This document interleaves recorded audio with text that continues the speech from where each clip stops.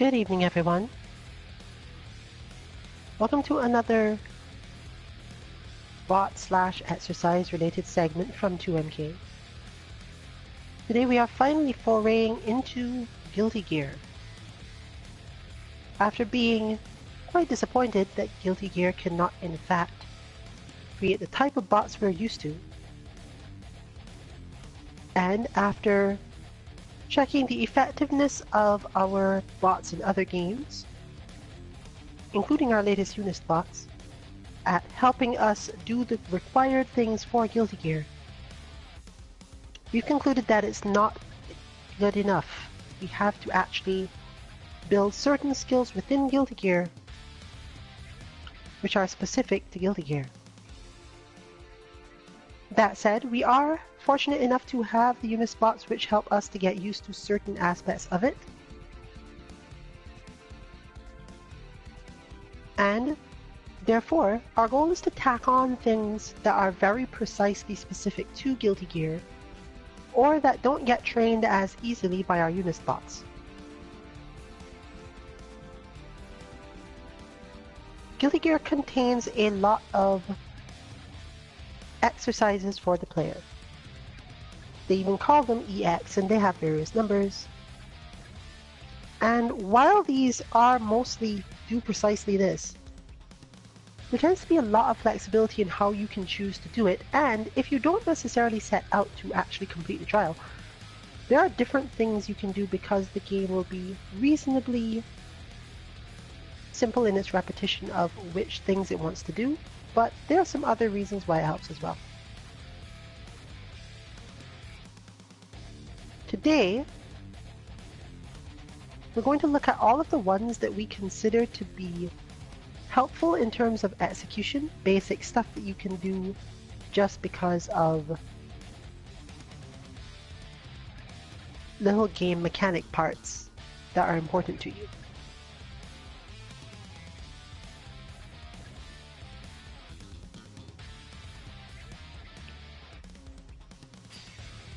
Therefore, we'll start today in the same way that we did with our UNIST Bots and go through not necessarily the skills which were meant to be taught by those UNIST Bots, but certain things in the Guilty Gear game that relate or might not be as intuitive, but starting from the same basis.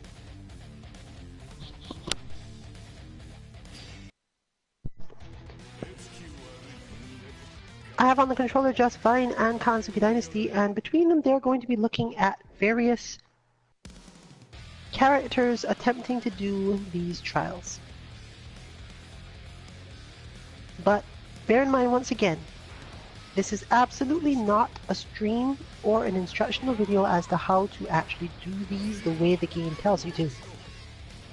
We are aiming to build up additional skills through the things that the game allows you to do as part of these trials. That said, if you are the sort of person who wants to at least make sure they understand their character's very basic options, some of those will be demonstrated as well, especially if you're not that familiar with Guilty Gear and you're using this sort of thing to get into it.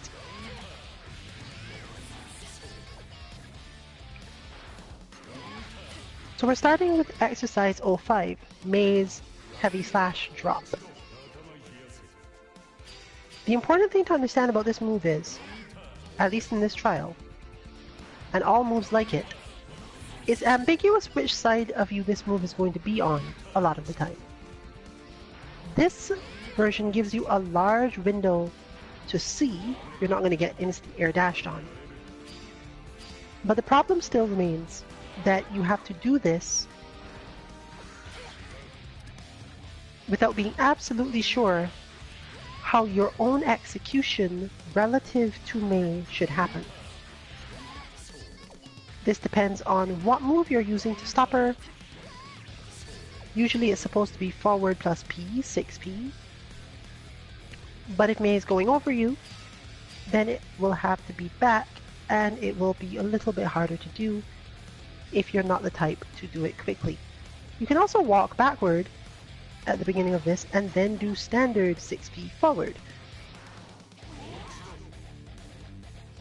But, as demonstrated here, since the game doesn't let you walk back that far, your character's walk speed also matters here. You can also backdash, and backdashing will give a different solution and answer.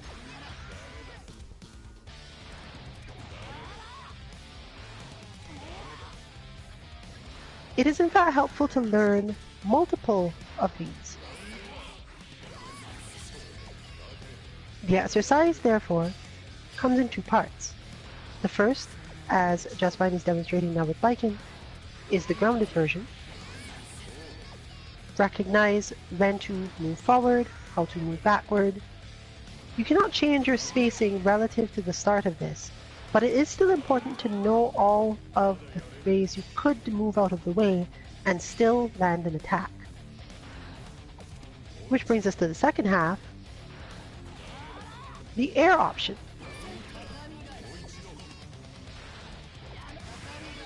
Most characters only have one good way of doing an anti-air or air-to-air rather against this move. The timing is usually strict.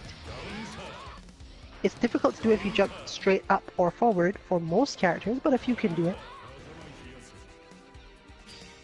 And the run under or dash under into jump from the other side is at least stressful for most people's execution, but honestly it is one of the better options.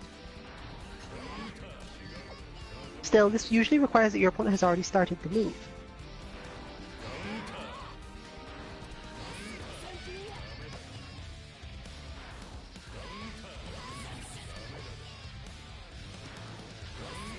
Most of the time, your issues in Guilty Gear have to do with the speed you need in order to make a certain option work.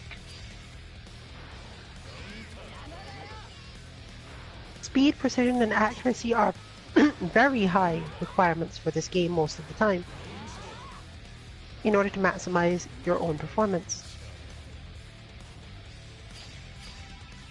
And the exercises here are intended to help with that.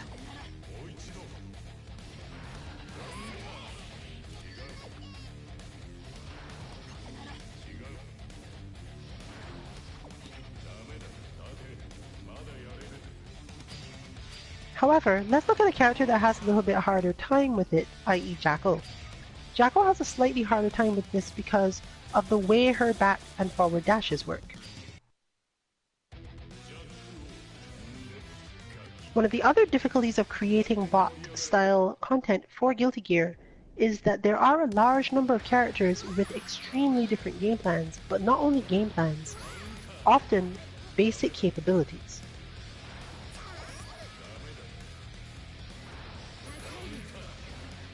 Jackal can do a lot of the same things, but they become very slightly harder to do, whereas other versions of things become easier to do.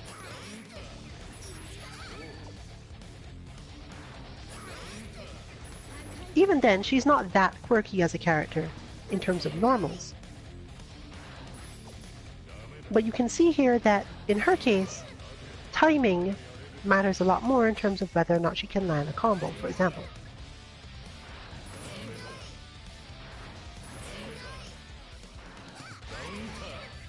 In terms of her jump back and counter with the button options, you can see that things are a little different. Baiken didn't have it all that easy, but for Jackal it's even harder.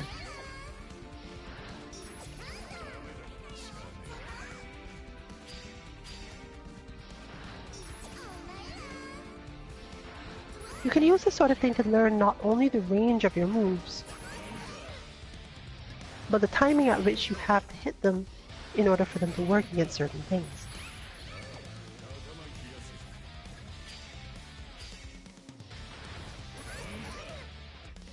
Guilty Gear is a game where your accuracy relative to your height on a jump or air dash becomes extremely important.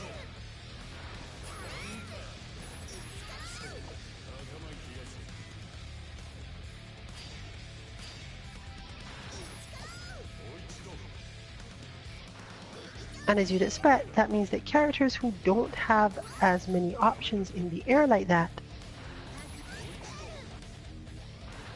have to deal with the situation differently. Let's take a look at Potemkin.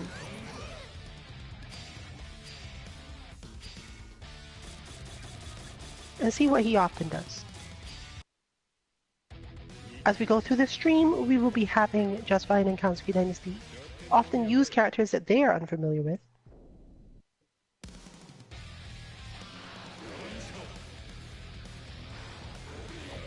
So that you can see what it's like when someone has no idea what to do on a character at all. This better simulates the concept of just testing whatever. Getting started, basically.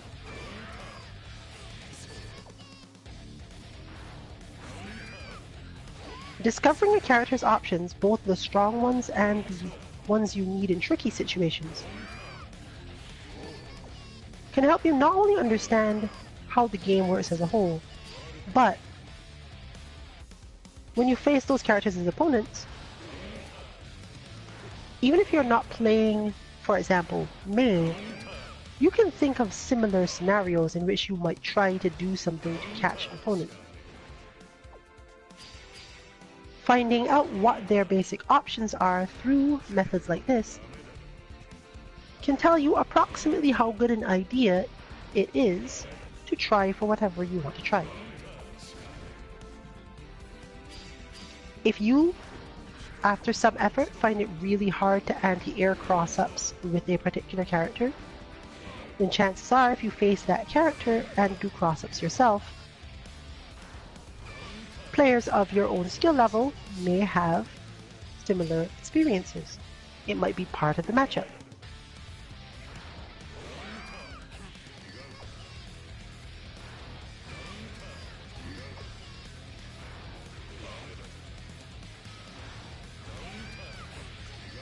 From Kansuki Dynasty's side, there's a slightly different problem. Specifically, that Ino has no grounded dash.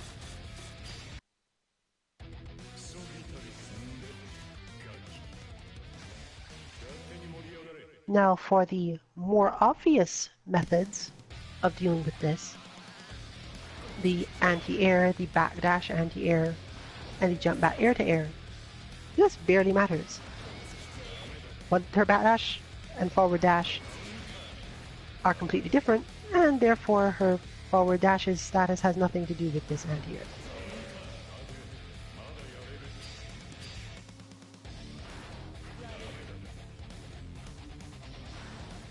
But this is the sort of thing that one has to be able to do quickly in a match after recognizing the scenario you're in. And sometimes that means you're a little late.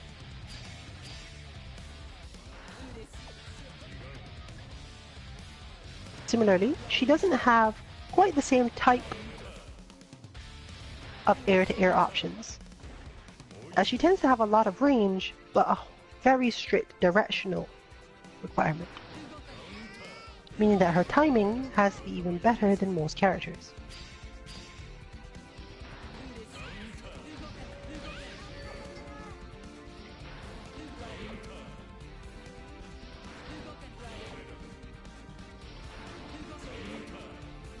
And yet, you've already seen the demonstration of a button that functionally works as a footsie button and yet hits over her head at a very precise timing.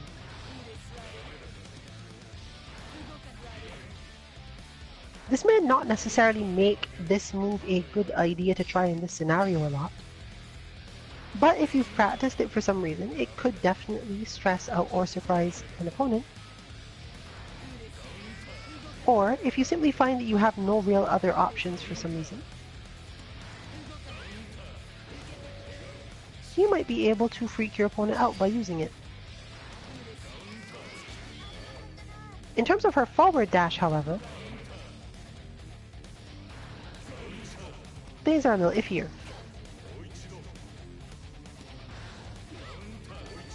Ino's forward dash takes her into the air, and it doesn't stop as easily as most do, as a result.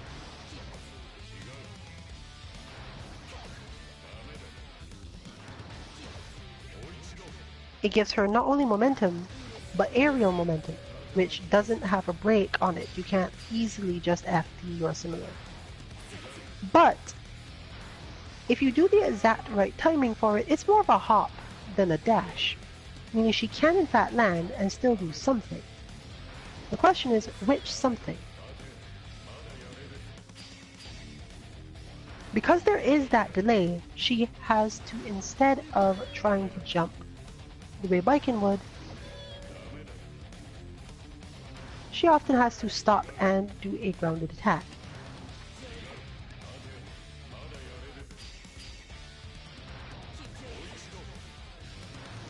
But it would seem as if most of her grounded attacks don't work. Of course, we know that her kick normally reaches quite far, and often resolves these situations. But even then, it becomes a matter of the execution of the dash. But Ino's kick is so good in terms of its ability to go high that technically there's a moment where she doesn't have to dash at all. You can see it demonstrated here. Just like most characters can simply use the 6P to resolve the problem, Ino can, at particular spaces, just hit kick.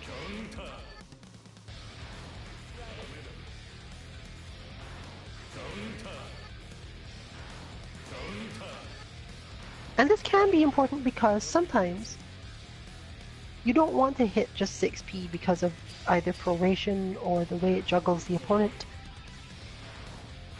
And any other button would be a little bit better for the purpose. Maybe it offers better juggles or something similar.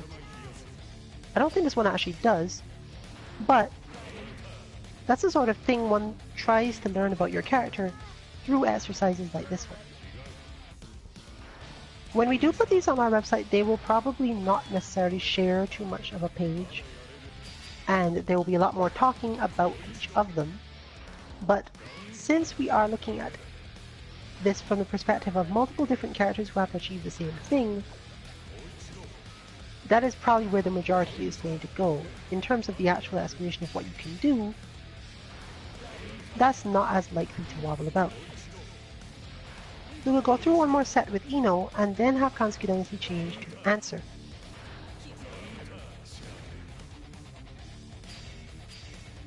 Answer's anti-air options are interesting in that they are extremely good in their precision,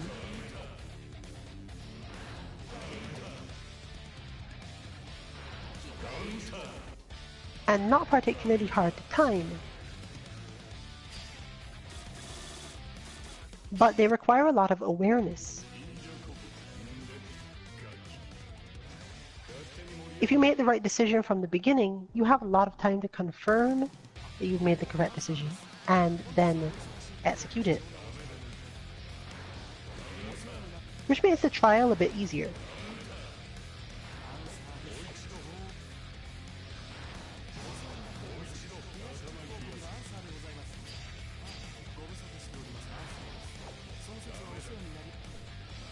They also tend to be a little bit more binary than most. In other words, you know fairly early on whether or not something Answer wants to do in a situation is a good idea or not. The animations of his moves tend to be literally answers. You can tell outright when playing this character, should I do this or this? And that's about all you need to know. He's not one that joins the club of deceptive hitboxes, despite the fact that he is one of the shinobi of the game. Answer's difficulty is that he, 1, often trades because of the properties of his moves, and 2, has difficulty comboing off the better ones.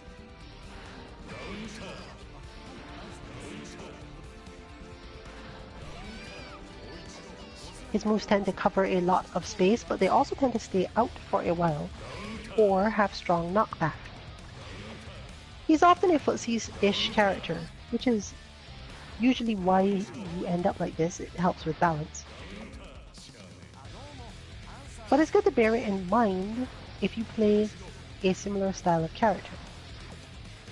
We're just trying to poke at the opponent rather than doing a bunch of little extra things or looking to confirm into really good combos. You have a different mindset and reason for choosing the sort of anti-airs you do. Answer's game plan being about lockdown, for example, means that he can usually jump back with the slash you saw earlier that knocks Mei away, rather than looking for a conversion.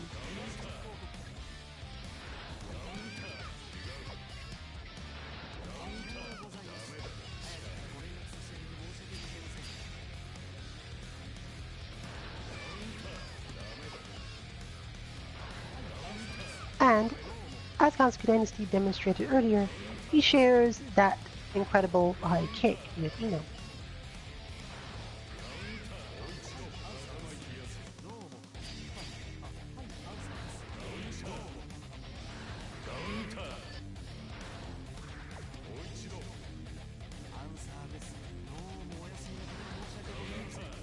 Another relatively footsies-ish character, however, is Elfelt. While she does have a strong pressure lockdown style game at close range, and obviously quite a few good other methods of dealing with long range opponents, she's quite similar to certain other characters that Kansuki Dynasty plays in terms of precisely how she deals with the neutral. But she's never touched this character, so once again we're going through to look at finding out what the character does, and therefore what can be done against me.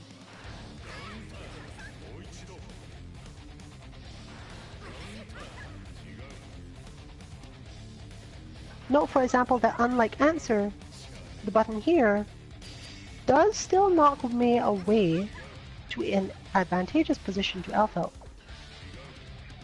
In fact, but does also cause a different type of knockdown and a clearer understanding of where the situation is after the knockdown.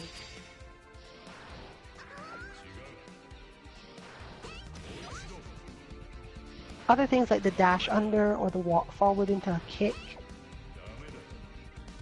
are not necessarily things one would expect as much from this character.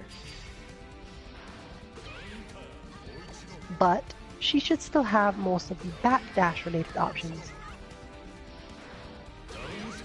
especially given the strength of her upward blasting buttons.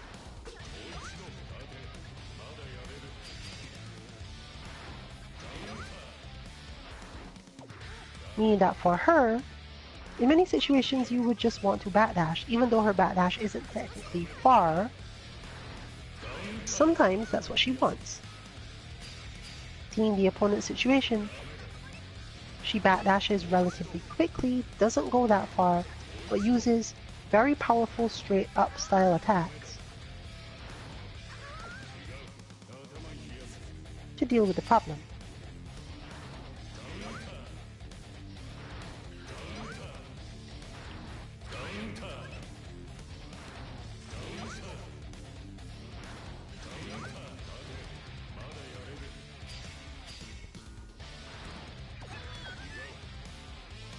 Sort of exercise also quickly teaches you how well you can execute certain things as part of a sequence of reaction.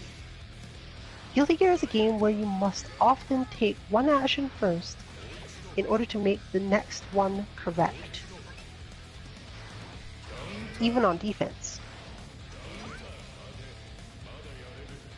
Being able to calmly and seamlessly flow from one to the other is a skill you definitely have to build up over time.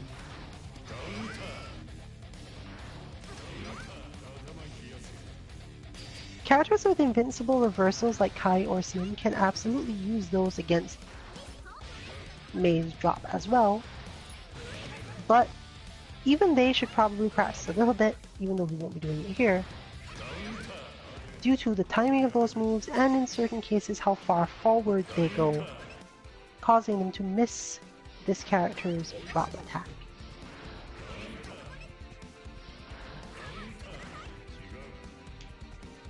So from here on, we're going to be going through the rest of the exercises quite a bit faster, as all of the initial explanation of what we're trying to do and similar has been done. Therefore, Just Vine will be taking us back to exercise 31 with Lycan.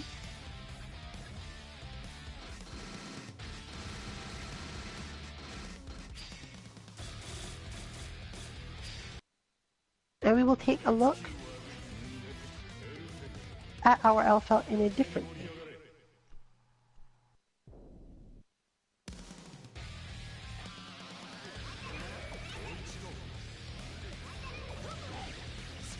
The game suggests more or less getting out of the way of this move or jumping and blocking it.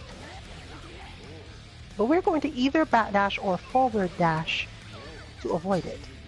Some characters cannot backdash far enough to avoid this move, but nearly everyone can forward dash. The forward dash itself, though,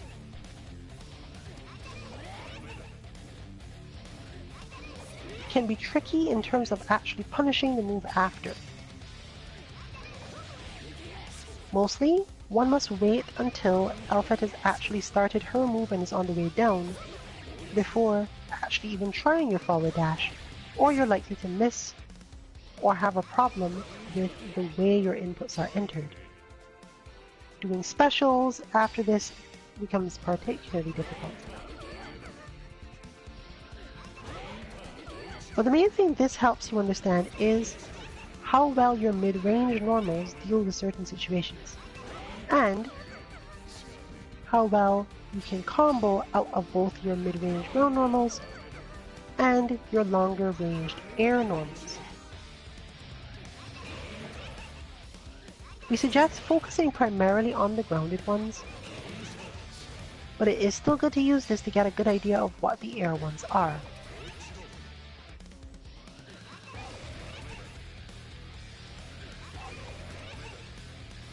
This trial is also helpful in that it does not give you any meter to start with, meaning that you can also use it to measure the meter gain you get from a lot of things.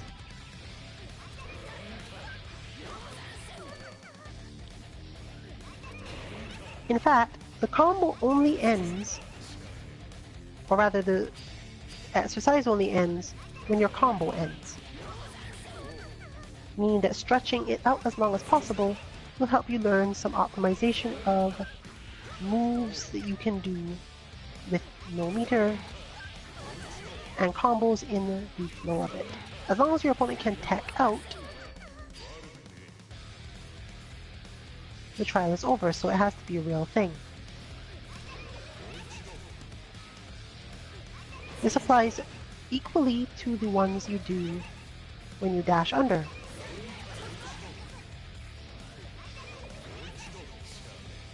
Not only are these harder to do in a lot of situations, you also have the capacity, at least with some moves, to hit Alpha while she's still in the air. And this can teach you to confirm those combos based on whether or not the opponent was grounded. Similarly, you will always get the good mark and enough time to see how much meter you actually built up through your effort, though the thing will sometimes hide the amount of damage you did.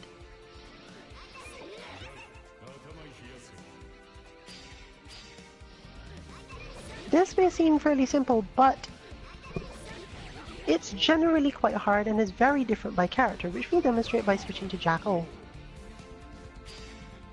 and showing off just how much Jackal can do differently against the same situation.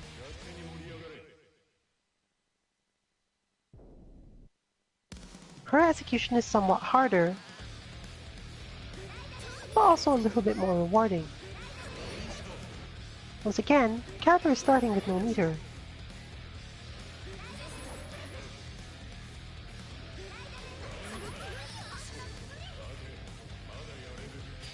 and has a higher tendency to miss a lot of things.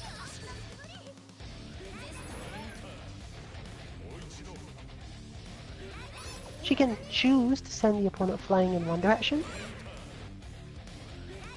back a different way, or even, with the greatest effort, hit a grounded combo on Elfelt.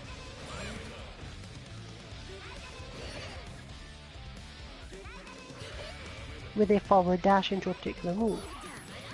This is, however, hard to time, and therefore only worth your time as a player if you practiced it, obviously.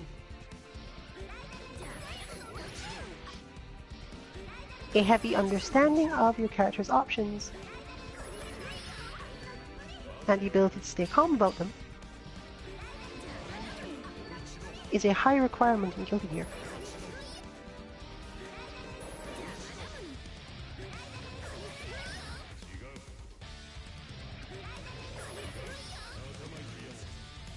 But since today we are looking at combos,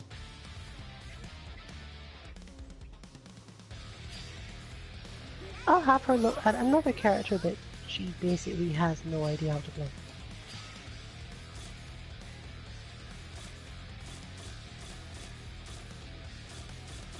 Therefore, she will look at Slayer, as she actually does have some experience with characters like Ramlethal and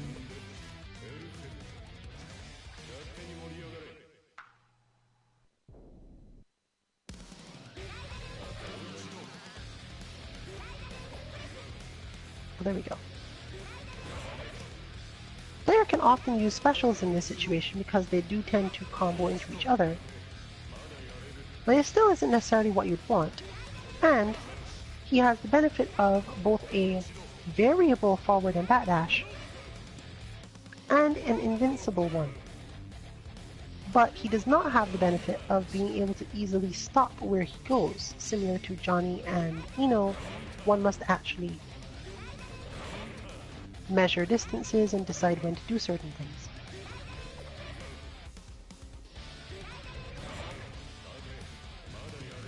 It's very important, therefore, to be able to do this by buffering moves out of the end of your dash.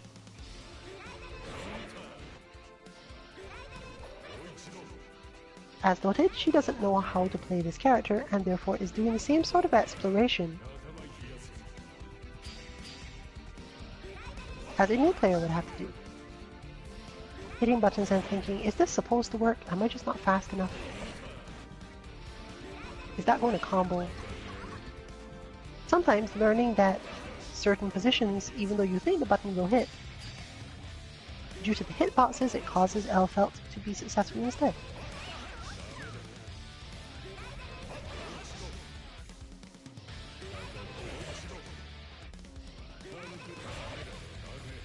Even forward dashing too early, as mentioned before, is kind of a problem here.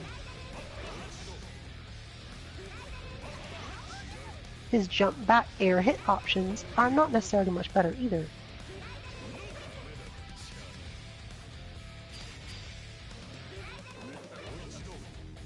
As he's not exactly a character using a long weapon or any range other than his limbs, there's not a whole lot he can actually do to deal with this.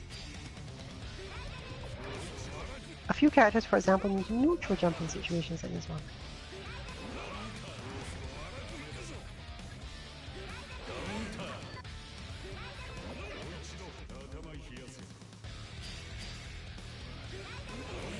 But we did see some of his specials making contact afterwards. And the same concept applies. You need to learn exactly what you can hit. Does your character even have a way to combo out of these things? And so on. Since you can't roam and cancel, or use any really big attacks, you have to think very carefully about your options and which ones you would like to be effective.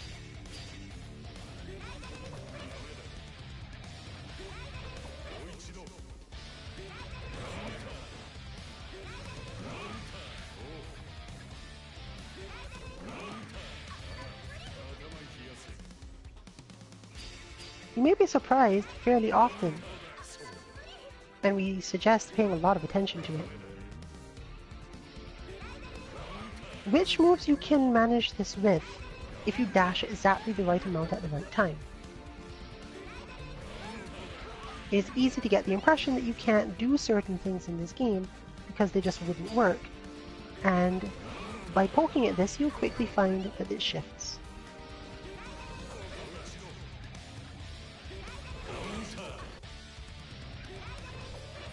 But once again, we'll take a look at Ino because Ino's situation is same as before. Forward dash is not the same as everyone else's.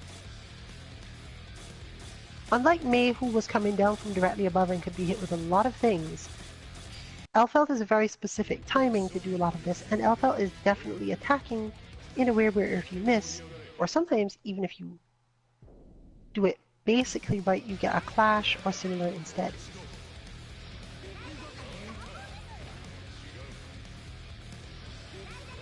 In short, Ino's very powerful standing kick is less effective here. She can still use basically every option, but understanding a lot more about the opponent's timing is required.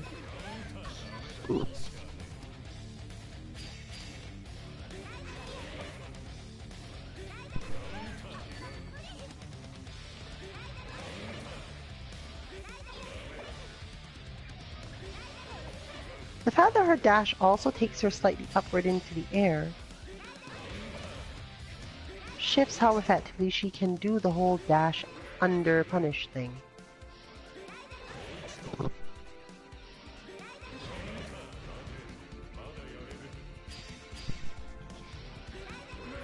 This is compounded by the fact that most characters, as mentioned, have to wait until Elphelt has actually started to move to do her Guardian Express before they do any dashing of their own.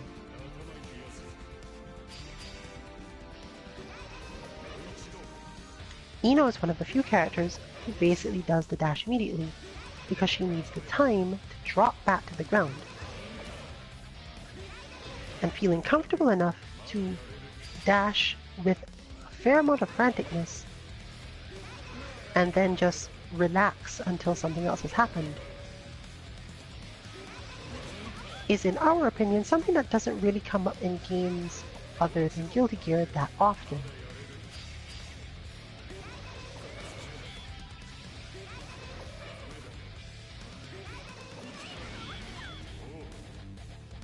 Guilty Gear requires a lot of rapidly changing emotional states in order to get the results such as what you're seeing now. Our exercises, we hope, will help you learn to do that sort of thing.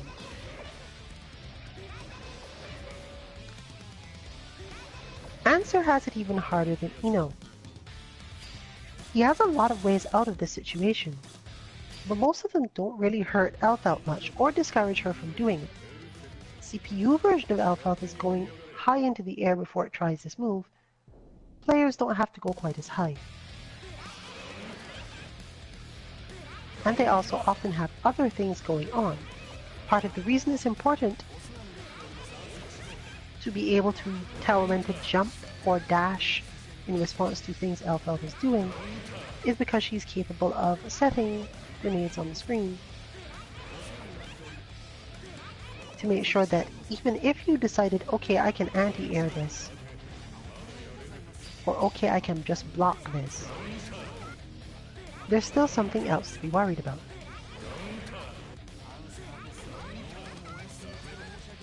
Fortunately, Answer's dash is basically normal, and he has a lot of long normals as well. So it's just a matter of learning the aforementioned dash under, hit with attack, see what combos.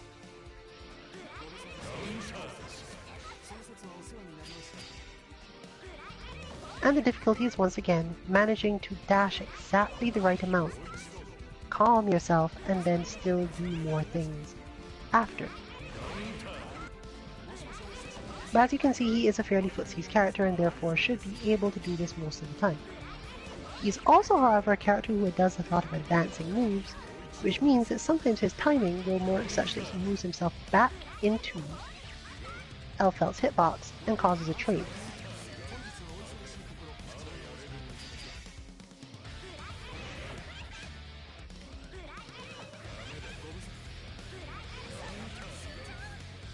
We love Kansuki Dynasty look at Chip, though.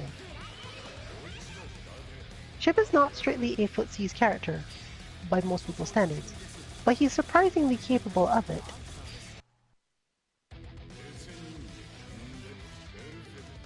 This is because, as with many ninja characters, he has a lot of deceptive hitboxes, and he doesn't necessarily extend them until late into the move. But this is a character that, once again, Kansuki Dynasty has no experience with, so she will have to experiment and find the same sort of jump back buttons, anti-airs, dash under things, knowing nothing about Chip whatsoever.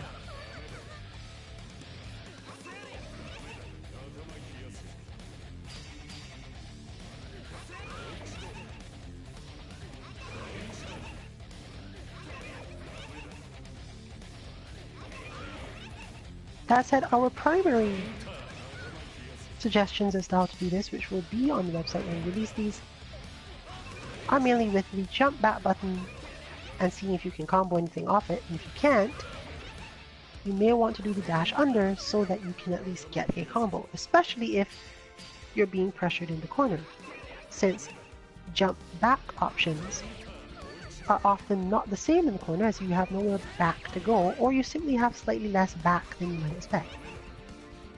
Whereas dashing under the opponent when they go for corner pressure of a particular type is very good for you. A basic understanding of at least your combo starter, even though you cannot necessarily use this to practice the corner combos, is still helpful. To basically know, if I dash, what is the button I'm most likely to be able to use to hit an opponent who has done this. And you can often find that you have a specific pet button. Something about your personal timing means that you like to hit a particular thing, whereas other people, because of their timing, press something else.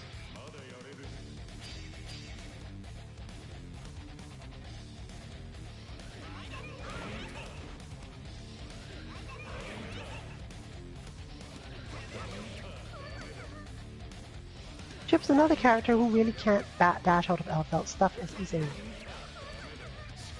But there are a few characters who just can. Sin, for example, can just dash out of this. Anyone with a comparable dash to Sin will just get out of the way entirely. Dizzy, for example, is borderline, but she'll often make it or be able to do something directly after. However, we're moving on actually.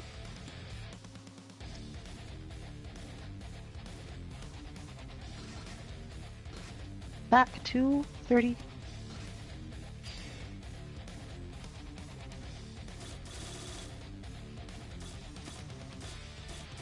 And we'll start to look at a bunch of smaller things to help you with keeping yourself out of trouble.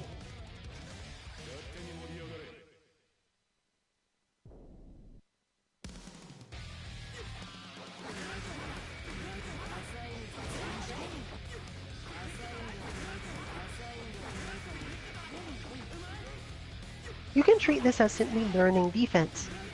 Sin uses highs and lows, and the trial specifically tells you to watch his calorie gauge. But, as noted, we're not here to do that. We're not watching his calorie gauge, rather we're watching the sequence and seeing if it is possible to react to the startup of one of these things, given the position is known. The main thing that you gain from using Sin for this, especially in this trial, is that while he does have quite a few sequences, the knockback, pushback of each of these has a specific spot he will end up on the screen.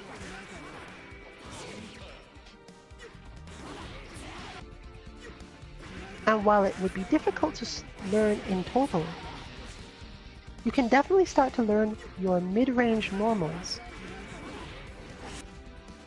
Just as with Elfelt you often needed to learn the longer ones after dashing forward under him. You must also, of course, do this while under the stress of being put into high-low mix-ups.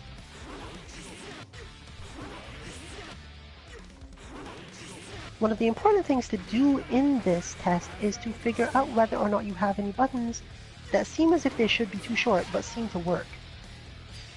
Or, on the other side, there are spaces where Sin puts himself quite far away, and you think, well, I don't have anything that reaches, but you should still maybe hit the button and see if you do.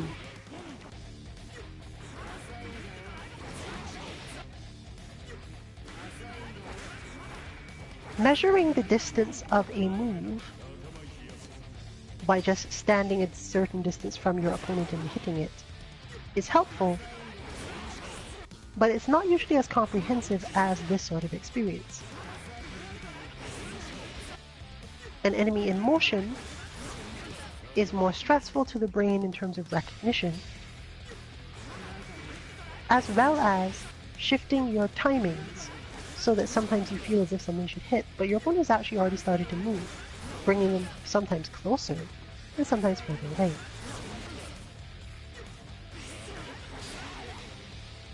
You can also use this on some counter moves, of course, but the main focus here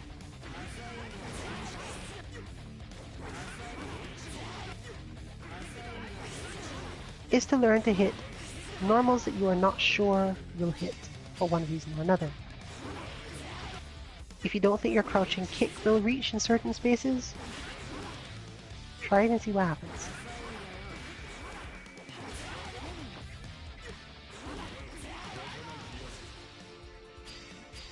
And of course, as a bonus, you'll probably start to learn to block Sin's various high-lows.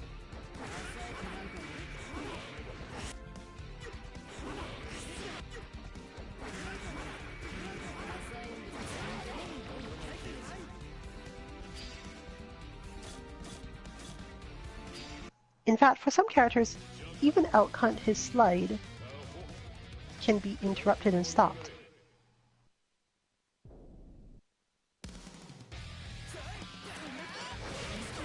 Usually in this, it can only be stopped after the overhead, and only if the overhead was the first thing he did.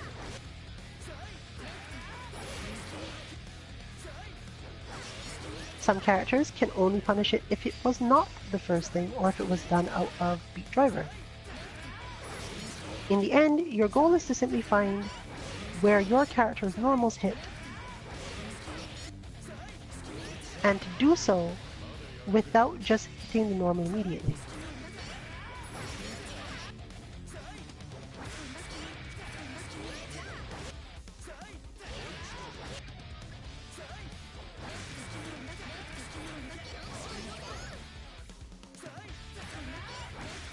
While technically you do not simply react to him doing something like the slide, and you're usually more so reacting to the overhead really only goes into the slide.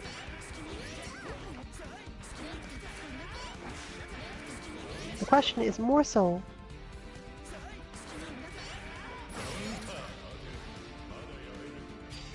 if you try to press it when it was not the slide, what happens?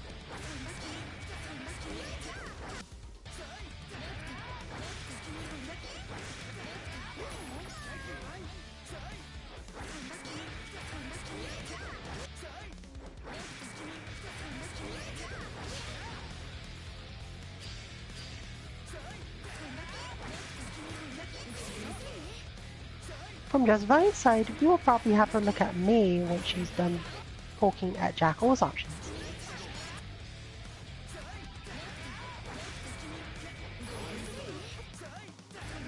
And probably surprising herself with at least some of them.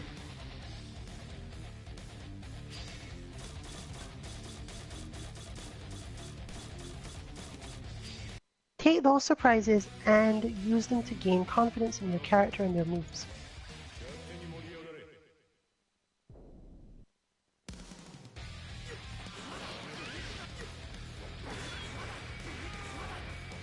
Or, if you feel as if you don't know the options of an opposing character, try the same thing with that character and see if they really can do things you expect or don't expect.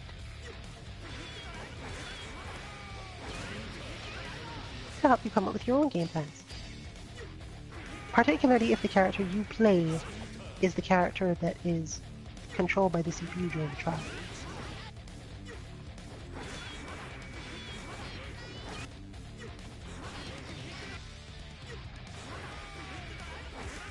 The goal is definitely not to avoid being hit by Sin, and it's definitely not to do things like manipulate his pushback with faultless defense, but that's okay because the game doesn't really give you enough meter to do that for a while anyway.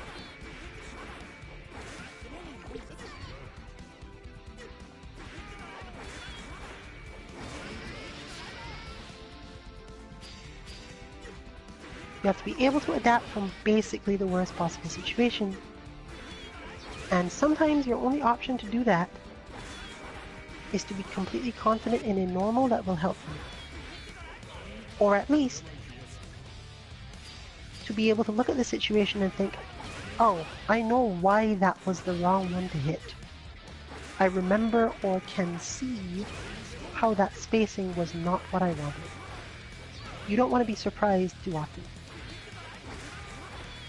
Therefore, your goal in this case is often to do things until the outcomes are no longer surprising, and then you're probably done. It does not necessarily matter if you can do them every time, but only that whatever is happening on the screen after a couple of tries, none of them surprise you.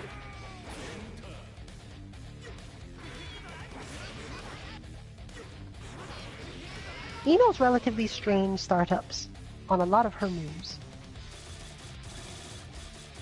make this more of a strain on her as a character.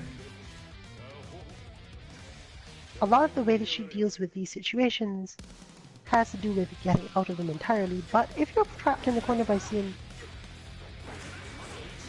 getting out entirely is often a big risk. She does definitely have buttons with enough range to do the job, but doing so calmly is a bit more work.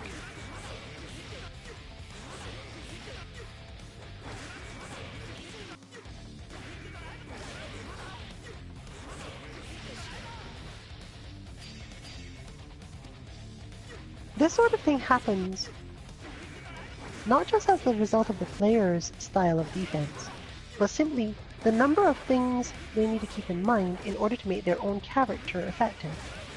If your character cannot spend a lot of time blocking and still be effective, one is less likely to build up skills around defending for long periods. Your mental goal will often be to figure out which button to hit or which way to get out of a situation so that it doesn't happen.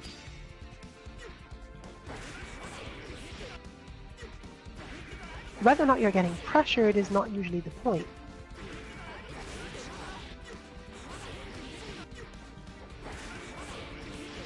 Later on we'll visit one of the things meant to help you with your fuzzy guarding to help deal with the situation, but that's still just putting a certain specific type of stress on the player whose general response is, hit a button to get out of this problem. Conspy Dynasty herself has mentioned many times that her problem is often not trusting or underestimating buttons.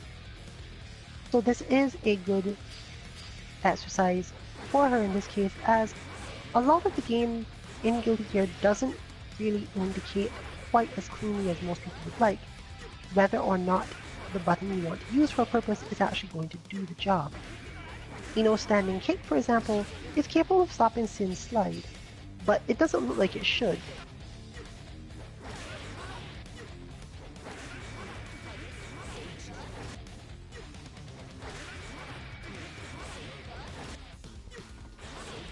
And it's easy to come to the conclusion that it doesn't do that based on certain pieces of information. You would have to do this for a while, notice that it happened, and keep it up long enough to see it happen again. Going as far as training to be able to do it comfortably would of course be good, but it's a long way off. So your goal is once again to recognize you have an option. You're not completely helpless. If this comes up, the option may not be something you can actually physically do as a person yet, but it changes the type of reaction some of us have. The salt is a little different.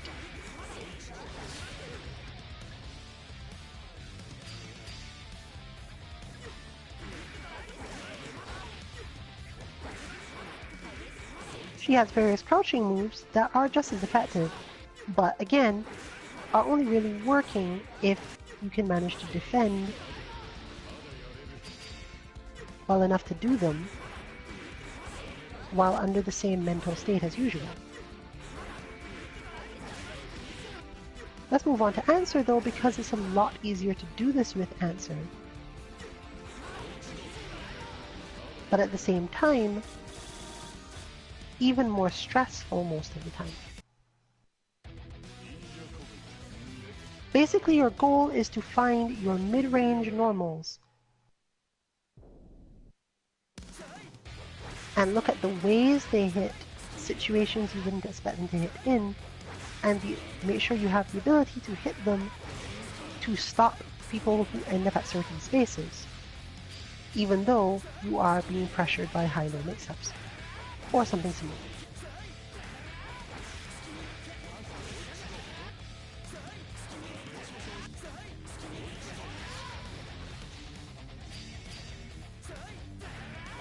In Answer's case, this is again more stressful because Answer has a few command normals that specifically require him to be in a state that is functionally vulnerable to Sin's onslaught. When your character can do their moves while holding back or down back, it gives you a little bit of leeway as you can do more in terms of holding a position until you are confident enough to hit the button. You can take it step by step and get used to holding the button required, holding the direction required before you hit it.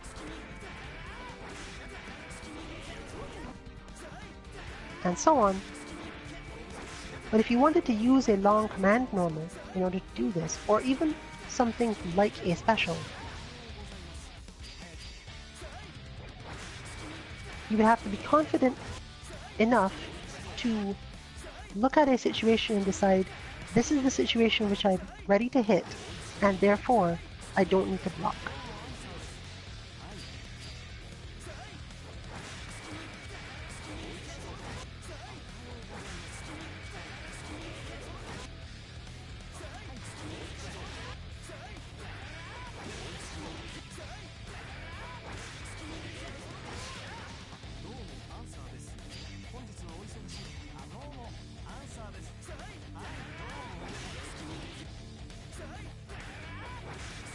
But what if your character is strange? And strange is a thing that happens often in Guilty Gear. What if your character is Bedman?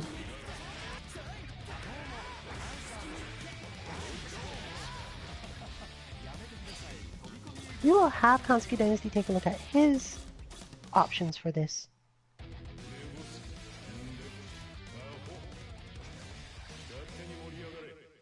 Just to show how different certain things can be.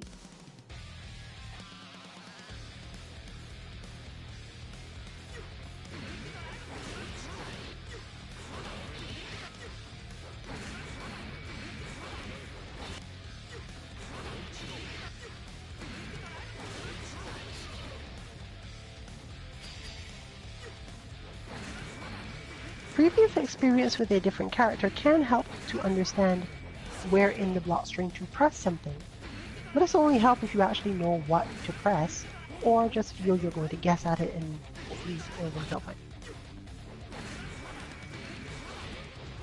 If you have no idea, just when you're first starting out with this exercise, do your best to block until the end, because the exercise does, as promised, eventually result in a situation where Sin must stop because he's out of calorie gauge to do more things. But a moment ago we did get to see that Bedman actually has the ability to draw the opponent in on a hit.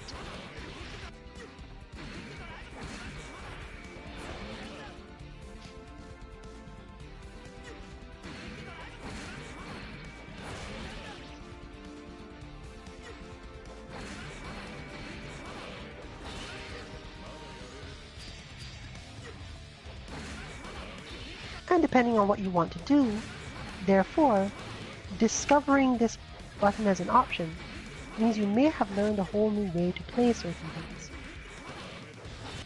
Or if you're the type who generally reads stuff on Wiki about your character and want to really get a feel for some of the things it's telling you, this button is good for this button is fast and good for this. These exercises are quite often a good way to find out. So yes, once again noted, if you are just starting immediately from a character, you don't even want to bother going into training mode to get their button options, just block Sin as long as possible, and then when his calorie gauge gets low, do the trial the way it is intended, wait for it to run out, and hit some button, just to see what the button is.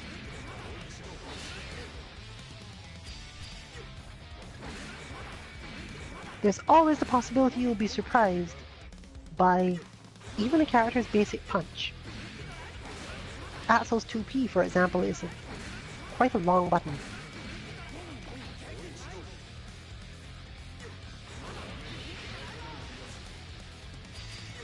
Bedman's is not, but there will always be some that are surprising in the sense they're surprising because they're exceptions. Meaning you should always try to test simply to find out if your character has an exception for this particular thing.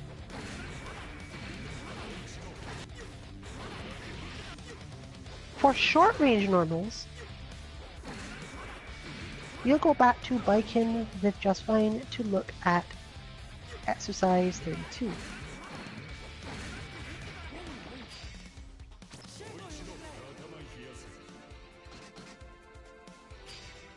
Generally with short-range normals, you are looking for if they have any flaws in how they're beaten by other moves,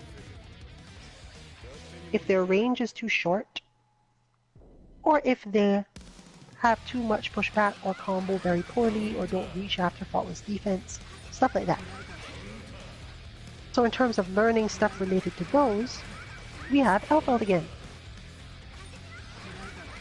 The move Elfeld is using here has multiple follow-ups.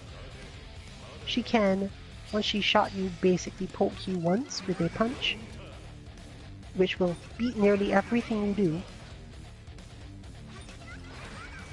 She can attempt to roll, which is easy to escape from and often fairly easy to punish or stop as well.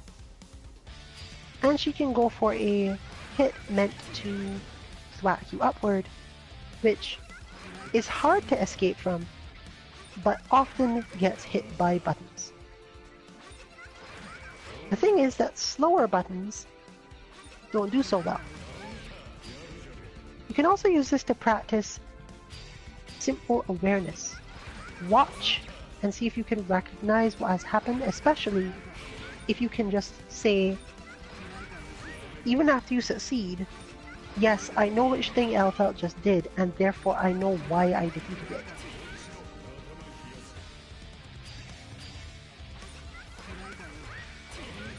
This helps you to learn to recognize when situations are a little fishy, in the sense that, oh, I flinched there and I hit a heavier button than I expected, but it still won. Did it win because she rolled? Or did it win because that button has like some special property that makes it win against Elfeld stuff? Additionally, in tandem with just blocking, you can learn the difference between your standing and crouching block using this, as she does not use any lows.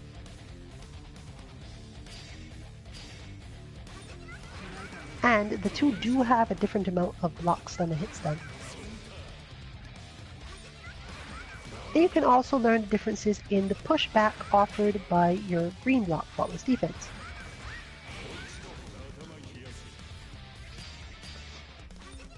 In terms of speed of normals, it can be quite difficult, but if you can get yourself to just defend the first attack, things also change.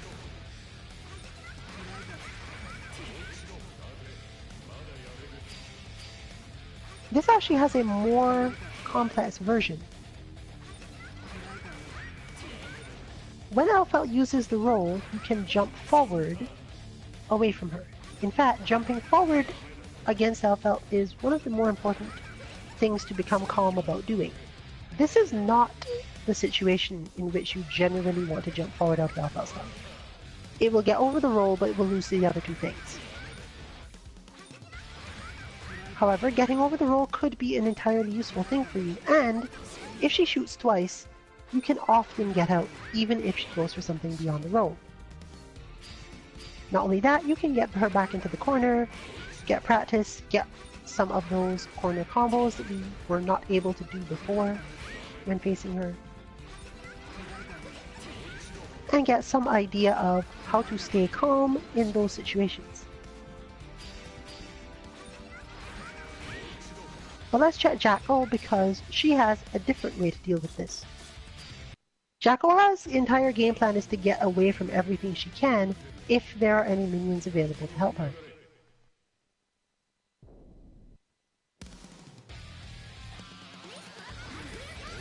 Therefore, Jackal particularly is interested in the faultless defense version of this. She wants Elphelt far away from her so that she can do things like jump and dash forward, as we've just seen. That long, powerful air dash means that this is not necessarily the easiest of escapes, but if you can pull it off, you've often managed to get yourself into a position where Elphelt can't necessarily approach as easily because they're minions.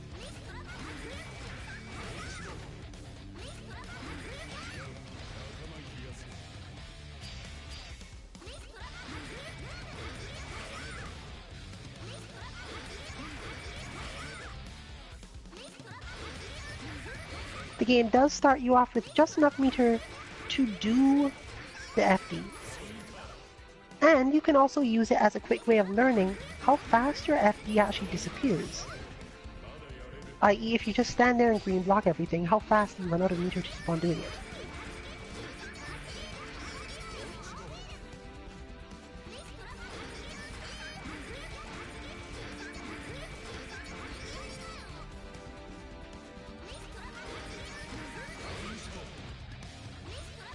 This of course depends on Elphelt as well, but you get the idea.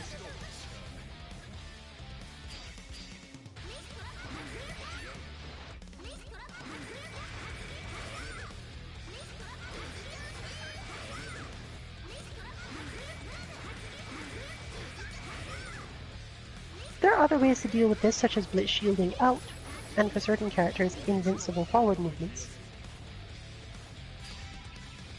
But bearing in mind your own character's game plan is quite important here.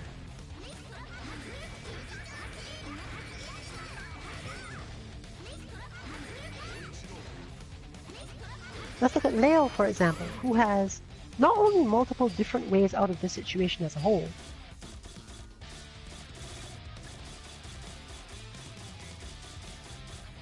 he also has a lot of really good buttons for getting started without having to do too much. He's somewhere in between Baiken and Jackal. He might want to get away, but it's more accurate to say that he's looking for a moment, and based on that moment's appearance, making a quick decision. For this type of character, life can get pretty hard. He has a lot of good options, but is very dependent on being able to very quickly recognize which thing he needs to do to deal with the situation. Fortunately for him, he also has some nice buttons that don't extend much.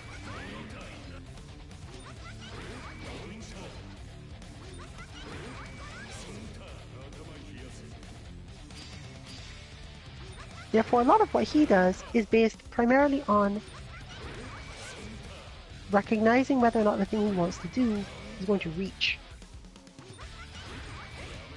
He's a lot less scared of Elphelt trying to stick to him, and a bit more scared of Elphelt pushing herself out too far and then being a problem, meaning that he may not want to green block her at all. He may want her to stay close and try to keep on pressuring him. But his strong defensive options basically mean that as long as you are good at defense and can therefore make decisions required to do this, you shouldn't have too many problems. Without switching character though, let's hand over to Kansuki Dynasty to show that difference.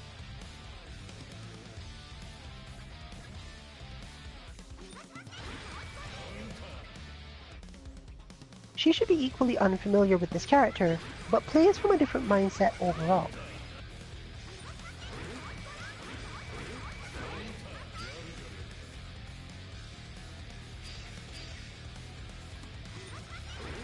While you will still be able to see most of the same hit this button because Elphelt is close and approaching,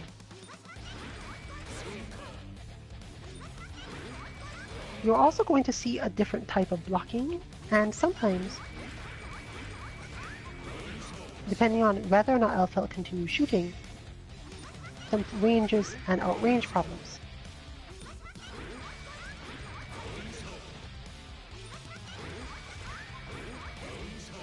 If you've got no idea who to play in this game, but you've gone through this sort of thing with many characters, you'll probably be able to say this one annoys you the least. The situations that happen to them are ones that you feel comfortable with or understand, at least in some way. And if it tends to make no difference, then good, it probably means you're capable of playing multiple characters, or that the most basic things of understanding your normals and being able to adapt to different ways of using them just isn't one of those things that stresses you as a player. But let us not stress our player and have her switch to Ino.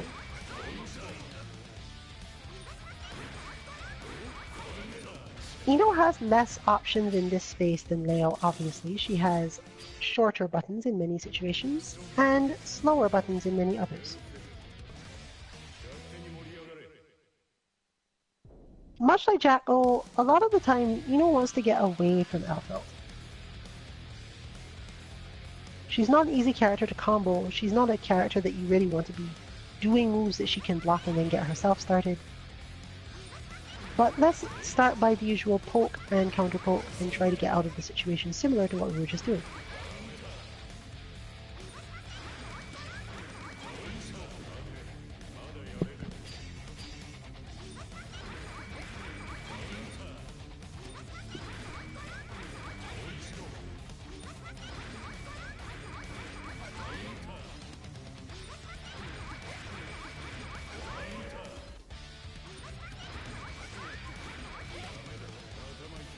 Ino does benefit from green blocking this.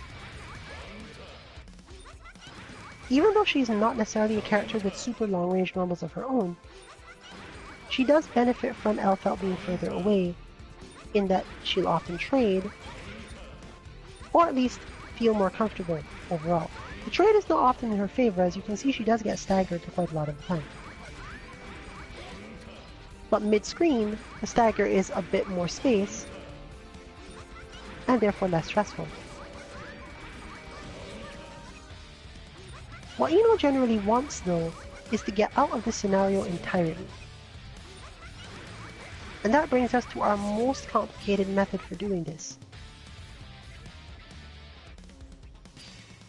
FD into super jump. This will not get you out of everything either. In fact, unless you're super good at it, it will actually only get you out of the roll just like everything else. But depending on your character and the payoff you get for getting that high into the air and attacking from there, this is highly advantageous to you.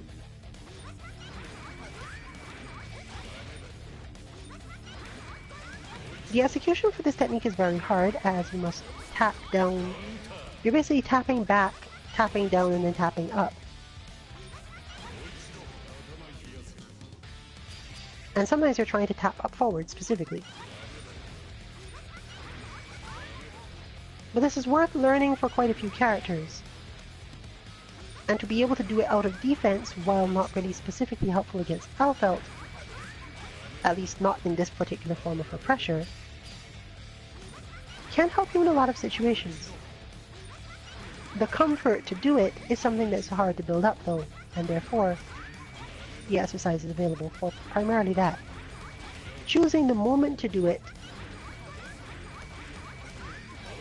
and then managing to quickly execute it can be very challenging. But just like nearly everything else, convincing your opponent that you're willing to do it occasionally may mean that they will try to do methods to stop you from doing it or prepare themselves to chase you down, which might give you easier ways out of the situation. As you see for Ino, getting that high into the air is basically a get out free card. She gets to the other side of the screen really easily. She has multiple things she can do from that height. She doesn't have to just come back down. And in the worst case, the opponent has to be ready to combo in a different way than they would have managed to combo if they'd simply hit you on the ground because you were trying to mash out on the ground. So there's something to bear in mind at least.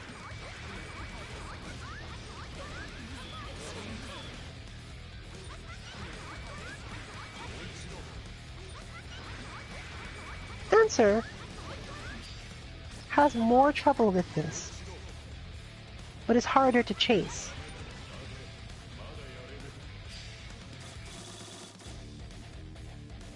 He can stay in the air longer against Alfeld without having as much problems once he gets there, and therefore also has some interest in doing the super jump. But the primary reason he has this wish is because his quicker normals don't interact quite in the way you'd expect with it. On the other hand, his super jump goes forward quite far.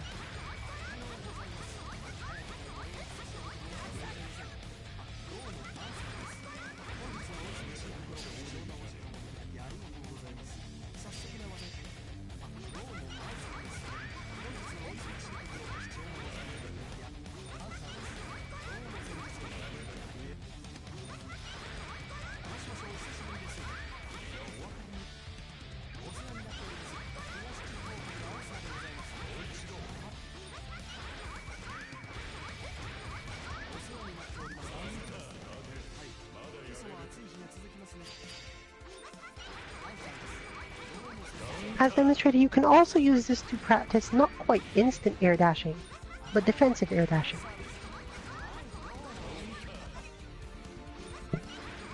All of these little things can help you understand how good your execution is under certain pressure situations, and how much you can count on yourself to get out of certain things.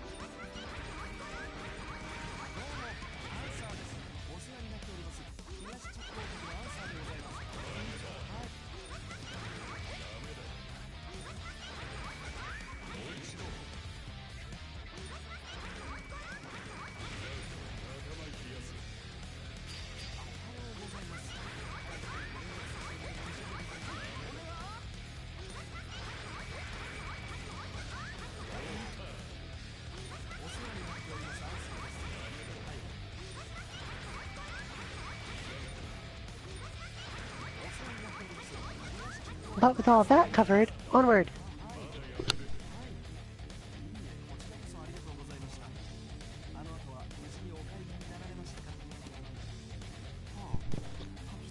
Exercise 18 is next on our list.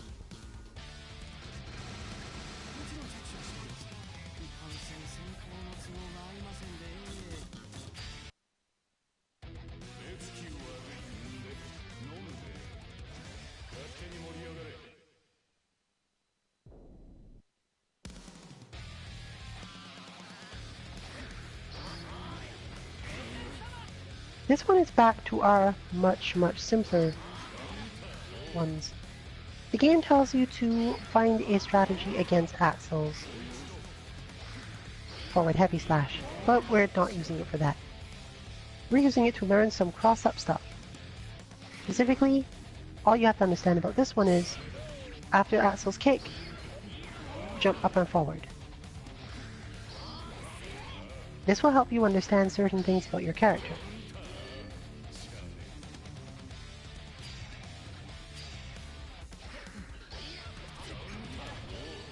Primarily, their ability to do cross-ups from a simple jump over. Some can, some can't. How quickly they can win an exchange after it with a slower character, or a character whose moves they have jumped over.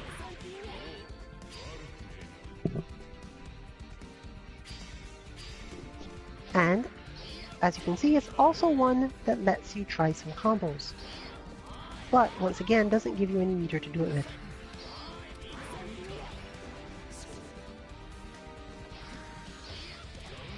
This is back to the staying calm enough to do one thing very quickly, pause for a certain amount of time, and then do an entirely different thing with great precision. You can use it to test how well you've learned your combos.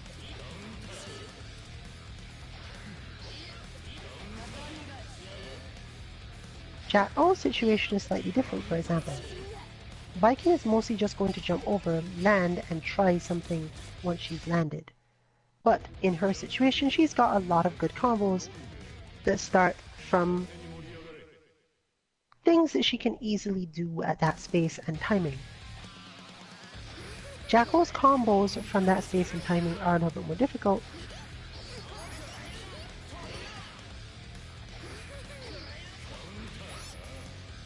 However, I think she can cross up with jumping kick. I know she crosses up with something.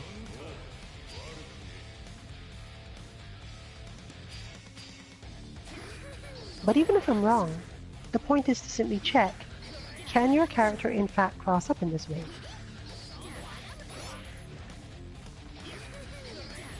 And is it worth your effort to do it?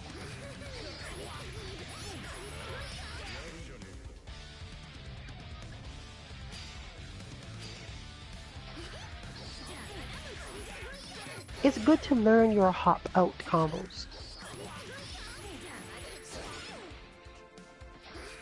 as they are often an easy way to convert situations like this, even when the opponent isn't all that close to you to start with. Axel is of course quite close in this situation, but a lot of this works if your opponent's jump, if your character's jump is decent, and you're very familiar with their cross-up, even if they're functionally trying to play footsies with you.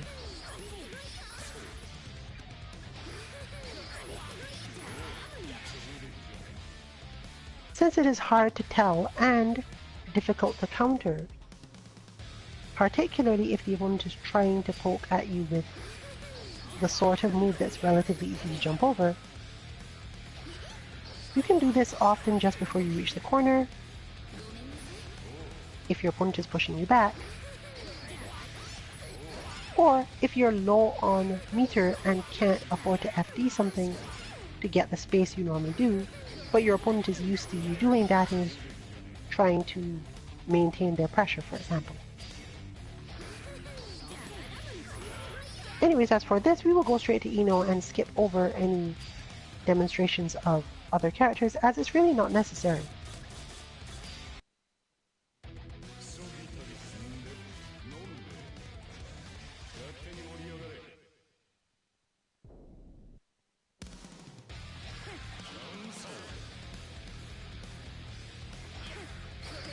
Ino has a lot of weird options for this, but doing them all is very difficult.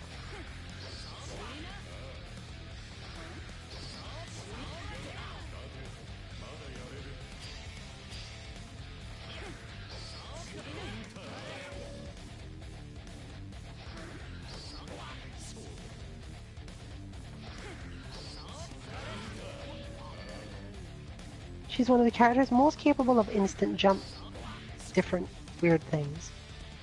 Has a lot of heavy hitting juggle-like moves, but her cross-up combos are actually slightly difficult.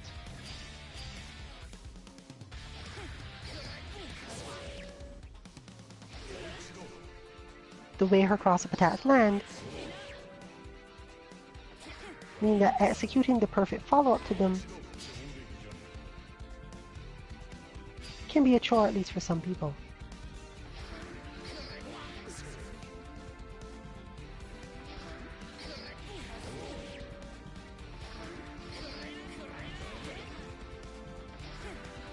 There's a lot of awareness involved, first of all.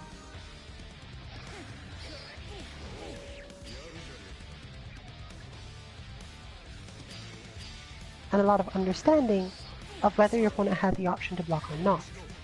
She's also the character with one of the shortest forward jump style cross-ups, meaning that if she were further back, for whatever reason, she'd be more likely to land in front or be super ambiguous, even to the person doing it, which can actually be fairly difficult to deal with if you have certain types of execution.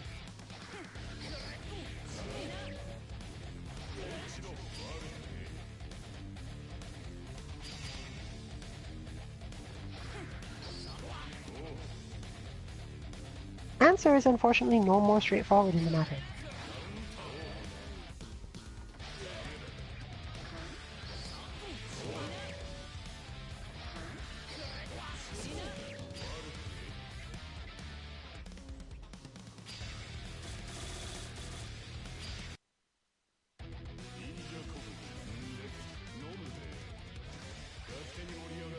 When doing this with your own character, you need to pay a lot of attention to whether or not they have an instant overhead, whether or not they have a good cross-up, how far they jump when they do certain things,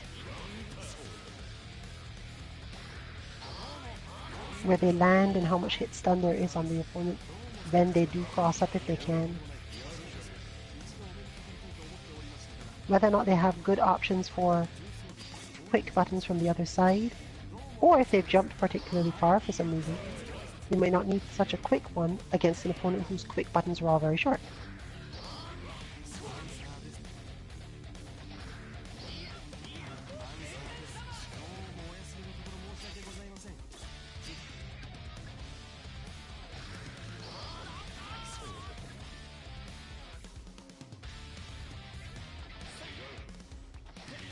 Mostly it's important to keep in mind what your game plan is, so that if you see the opportunity to do this for some reason, and you think it's a good idea,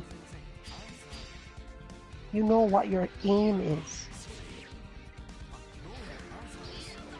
Other than that, it's mostly just a good way to learn cross-ups and think about certain escape options. Always remember to test almost all your buttons. You may be very surprised as to what is actually a cross-up if you time it correctly.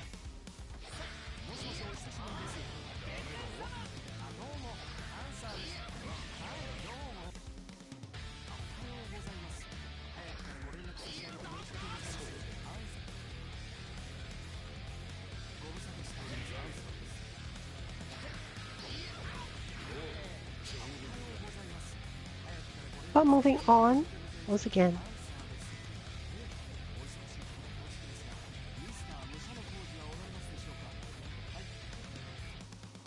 to Trial 22.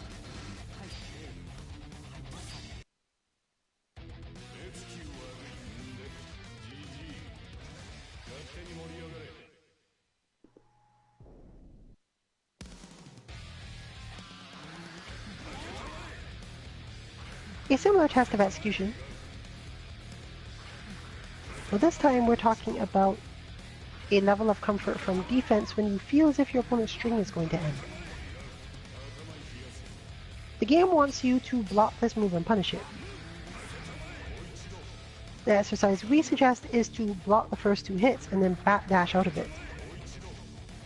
The invincibility given to backdash in this game operates in a way that you have to actually delay the backdash for nearly everyone else. But on a long charging move that has the potential to stick to you, but somehow be difficult to punish, and there are quite a few of them. Understanding exactly when to backdash out of those moves is one of your stronger options against everything, as your opponent really can't keep up with this as easily. The backdash takes you out of a lot of different types of pressure that they could do, and in this game, being basically invincible, there's not a lot they can do about it.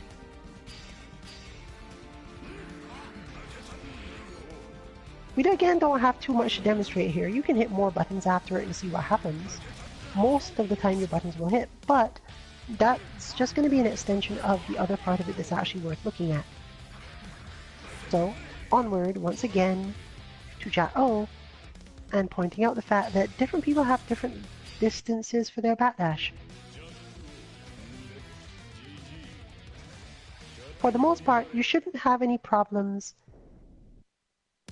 by changing character. If you can backdash on one, you can probably backdash on all of them. But buffering your move out of the backdash is a different matter, as it requires you to understand how far away you went, which moves they have that reach from there, and if their backdash for some reason had a longer animation than most of you used to, whether or not your buffer timing to get the move to happen immediately is correct or not. This is a very, very powerful tool, but it is not one you can use too often. Your opponent can simply wait for you to begin backdashing and chase you, but having to do that effectively means that you get to poke and try to take back your turn, even if they were very plus.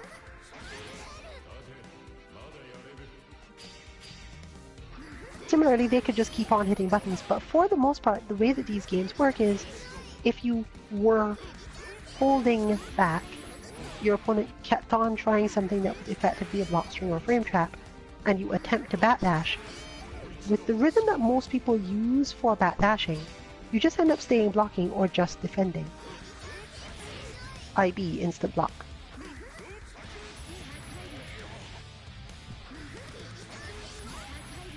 If you fail to instant block, you get locked out from doing so, but this really doesn't matter given that the goal wasn't really to instant block. It was just to get calm and comfortable enough in a certain type of situation to backdash out of it, and then react to recognizing that this has happened, as it's difficult to tell sometimes the difference between you having successfully backdashed out and you either going too early or some other thing happening and you getting hit. This is particularly meaningful if your opponent hesitated and didn't strike when you attempted the backdash. If you get mashy, you might end up in a worse situation than you needed to be in. Hence, you could just backdash and sometimes make the escape even if you didn't actually successfully backdash all that well.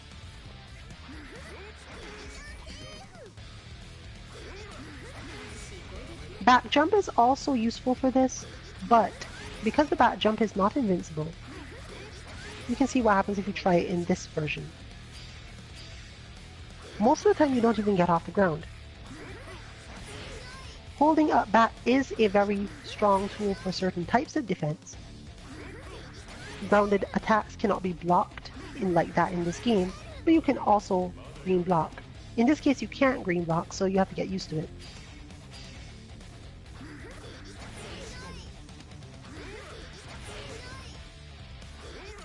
Ino is equally fine with this as well, even though her backdash isn't technically as good.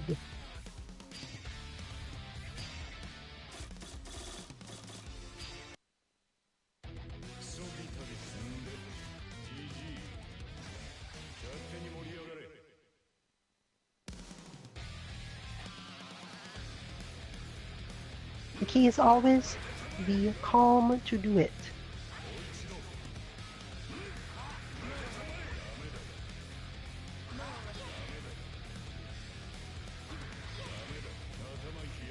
But as you can see, Kansuki Dynasty has a slightly different rhythm here, resulting in the aforementioned instant block, after the first hits instead.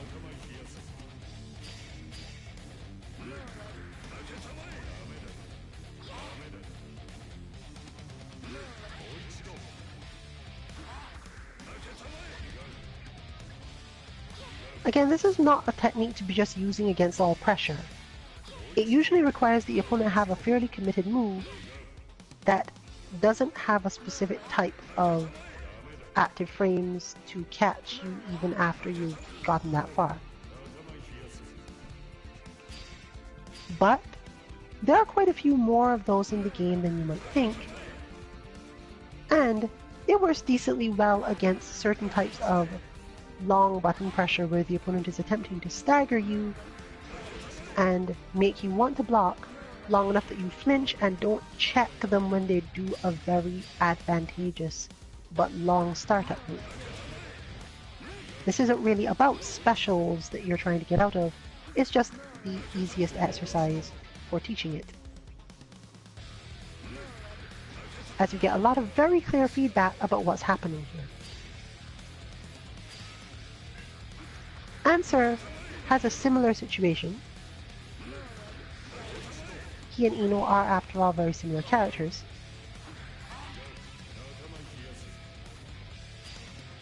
But some slight differences based on the fact that his buttons are a little different when he does it, unless you choose to use the same standing kick.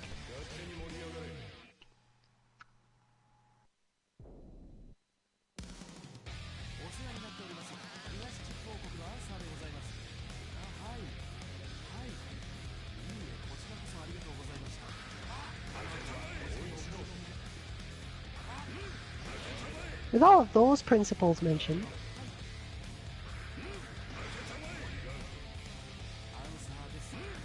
the last 5 or so of these will go a little bit faster even than we have so far.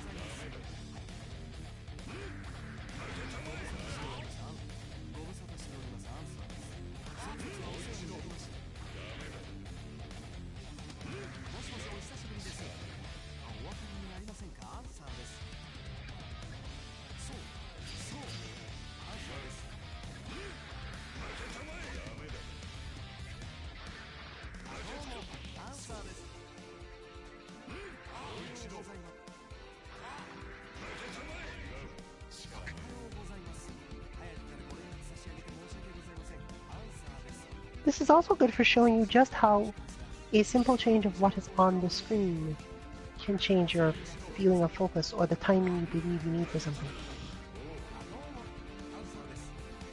Whether or not that's a fact that frustrates you about fighting games is generally a personal matter, but just understand that it's there.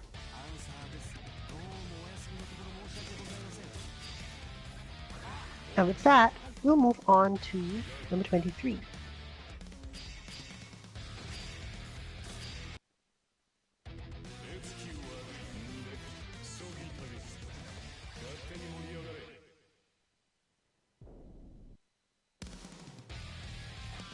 Takes us to Ino, finally. And this is very simple. This is back jumping. You can neutral jump as well, but we previously covered back jump strikes against aerial opponents, which often required you to know buttons that went up, and now we want the ones that go down. This game obviously does not have the same types of jump-in attacks as some others, and it therefore means that sometimes you need to understand exactly how your cross-ups work and exactly how much range you have on certain jump back attacks. You can also use this for other things.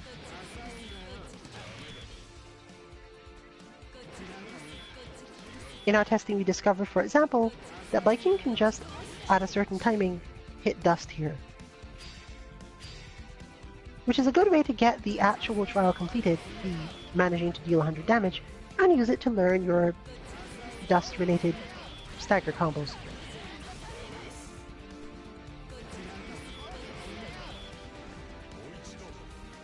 We won't be demonstrating any of those really, but the important thing here is actually that not everyone's dust is the same. So, for example, If we take Jack-O in the same scenario,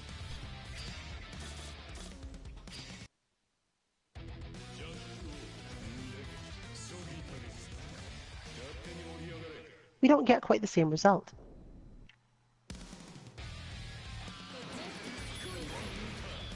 Most characters, however, will get away with this.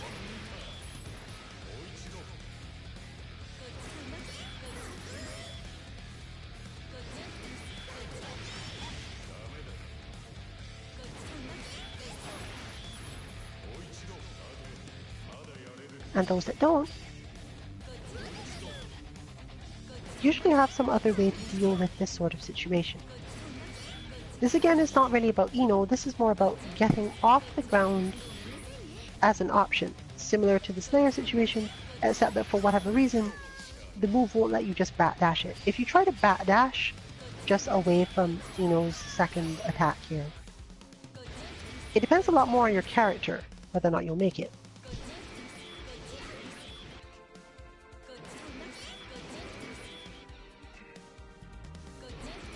Even if you backdash and block, a lot of the time this doesn't benefit you anything because she is technically just repeating the move, so she could just keep doing it. But the main point being that most of the time if you backdash out of this, you don't get to then take an action the way you would have with Slayer. Or if you do, it's often, again, jumping backward.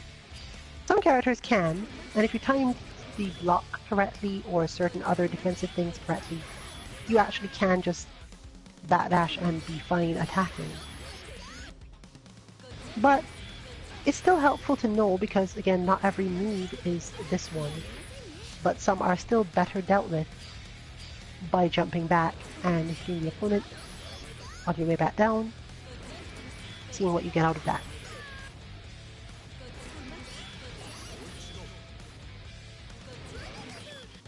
In Ino's case herself, let's consider that the mirror of the situation.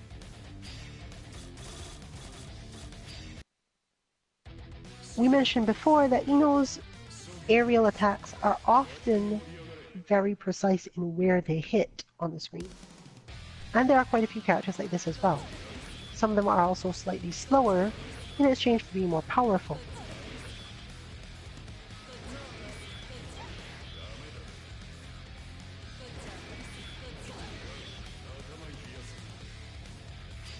Well, the main point here is that the buttons that were being used before are not necessarily the ones you wanted to use for this. Ino is particularly good at this in that she has a lot of moves in the air that take a long time to extend their hitbox forward. They're not good for certain other things, but they're remarkably good for this purpose, as she gets to hit without putting herself at much risk of clashes. And you can use it for other things similarly as well. These moves are, however, more difficult to time, as usually there's a bit more of a wind-up to them, and you have to actually know where in the height to hit them. You can't just hit them just when you've gotten your opponent close to you.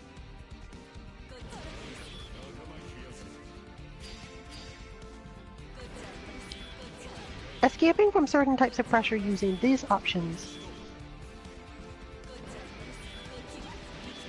is not only helpful in frustrating certain types of opponent, it forces you to learn more combo routes and be more comfortable with certain aspects of your character. Answer, for example, has like 6 ways to do this. He's extremely versatile in this particular aspect of the match. Just being able to jump away and hit people. And while we won't demonstrate it on this, he's doubly frustrating in that if he's in the right position on the screen, the opposing player does not actually know if he's going to jump back and land on a perch, instead of actually jumping back to hit them. Meaning that a lot of the moves they would want to do immediately have to be a very quickly made decision. As mentioned, he has about 6 ways in that he doesn't have to jump back at all, and has good cross-ups and good combos out of those cross-ups from just the neutral jump.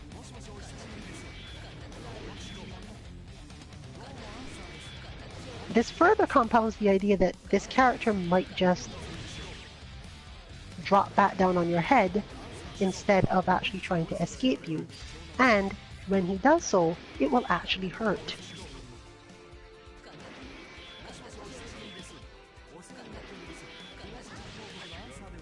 It's also somewhat difficult at times to tell whether or not Answer has jumped backward or not. But this is the least of your problems if you're trying to get in on him this way. Since many moves intended to evade Answer's card strikes do in fact require the opponent character to go very quickly forward, with some invincibility or similar, this is a really strong tactic for him and others characters like him who have easy ways to poke at your feet or poke at you from fairly far away, but for whatever reason, it's not a true projectile style attack and you can defeat it by trying to get to them really quickly. Answer simply has more options than most in terms of what he does once he has gone into the air to avoid you.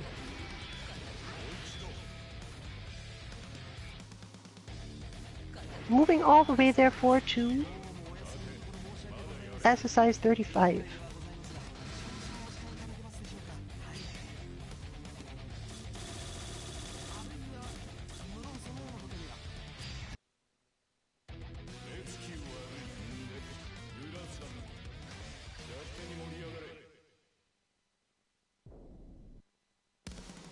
Is extremely simple, so we're actually only going to look at two characters doing it. Just poke Johnny. This is where we start to think about things like neutral.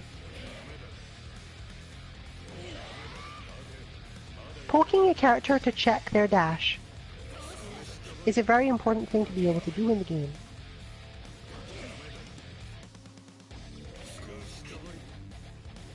But interestingly, for certain characters, and Viking's being used here as the control because she's actually really good at doing it, she and Kai have big, long-lasting hitboxes for a lot of things they do. Meaning that you can hit the button fairly early and just be fine. Johnny will run into it.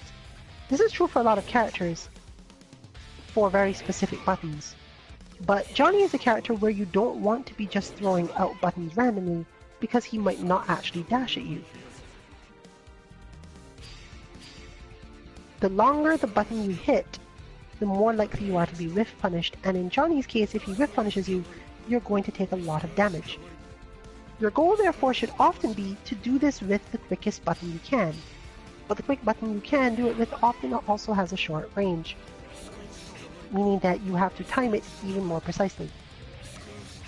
Your goal therefore here should be to use almost all of your normals to do this, but keep on alternating which one you're using, to force yourself to think more about reaction times and startup times of things, and recognize that not every situation where you think something is easy to do because you saw your opponent move forward is actually one where you get to do as you like. For example, recognizing that you probably, or in some cases, like definitely had to have hit that button before Johnny even dashed, is generally an indication that you're not really checking the dash. You're just hitting buttons to try to hope the opponent does not get to you, and therefore could be baited. Slow down mentally to avoid that, and you may find that you're suddenly unable to actually check the dash at all. It is this situation that tends to lead to players getting frustrated about their speed, because the opposing player has found a way to bait them into hitting long buttons and get whiff punished, therefore shaking their confidence in their ability to actually check with quicker ones. So while this is really simple in the sense of, oh, you could just hit nearly anything, the question is, can you do it correctly? The actual test is supposed to be basically causing the throw clash, which is extremely precise timing. And you can also do this by specifically throwing that in as well, so that you could mentally shift yourself. You're also able to see here that you can in fact check a dash of Johnny's type at least with a throw, as this is incredibly difficult for most characters. But someone with the defensive skills of Just Fine usually manages this sort of thing. Note how difficult this is. Throws start up in 1 frame. Johnny will attempt to throw on the first frame that he arrives and is no longer dashing.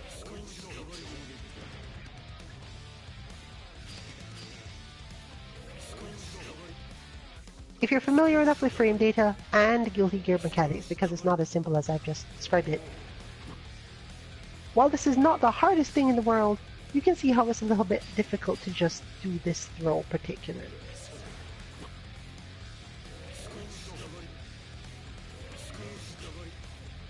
We will, however, look at answer for this, as we are getting close to the end of the stream, but we only have a couple more to demonstrate before we head off altogether.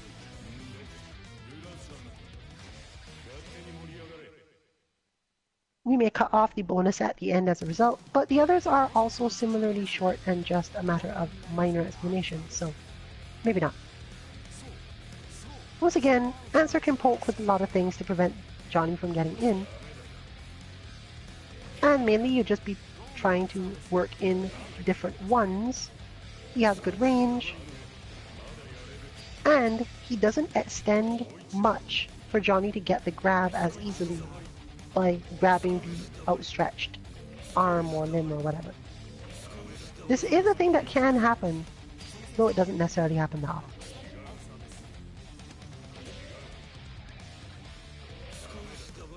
Remember that the goal is not necessarily to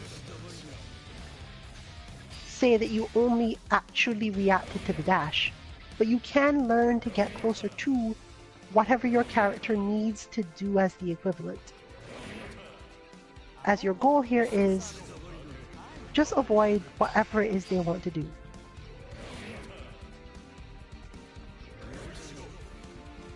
And hopefully don't get whiff punished by going too early, because as you can see, Johnny actually can do other things here. He can block out of certain situations if you mistime it.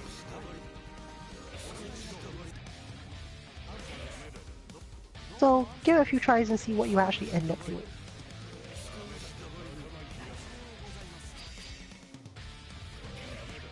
This trial basically ends as soon as you hit because it counts as a fail, and therefore you can't test any combos. But you probably should have been able to do that somewhere else. What you can do is carefully watch where and how you hit him for some practice with hit confirm style things, just to get into your mental state of what should I try to combo with here. But with that, we're moving on to 28.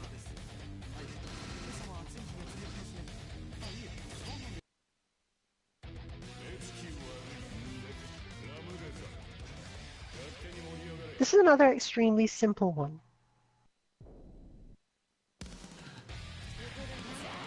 If you have an invincible move, block the first hit. In fact, the system doesn't let you not. And then stop her from hitting you with the second one. It doesn't really matter how you do this. Invincible moves, moves that have very helpful hitboxes, parries. But the main thing is that in this case, nearly every other method we've taught so far for escaping tends to fail. You can attempt bat dashing. And for a couple of characters, I think that actually even works. But this is functionally a true string. It's just a string that isn't quite tight enough. You absolutely will get hit. You can also just defend it and have different things happen as a result. The first hit, that is. But that makes it even harder. You can FD parts of it. This is just a good capstone to all of the other things we went through. To have a lot of options for, oh, I don't have to put up with this at all, and then be thrown with one where you do have to put up with it, and you have to be able to execute whatever it is you need to do to counter it in an extremely short space of time. The reversal window in Guilty Gear is only 3 frames on this type of move. For certain things, such as reversals and... It basically has to do with which move you're trying to do, actually, more so than what state you're in. But I believe there is some for both of those things, and in short, it's not easy to do these things.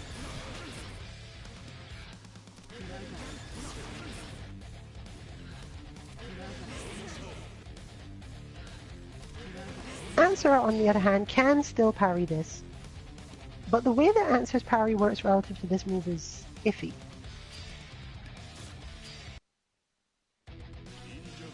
But let's give him a chance to try it.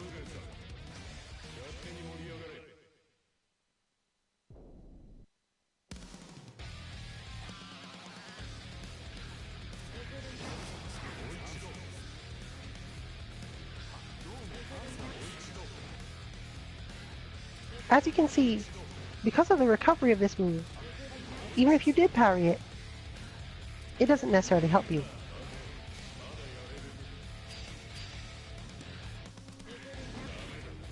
And despite that, it's quite hard to do anyway, and you end up in more trouble. Answer does not, however, have basically any other invincible options. And this particular trial won't let us use anything else to help, such as purchase. But there are definitely things he can do in other situations beyond this limited form of it, so there's some benefit to learning to parry this, or to just...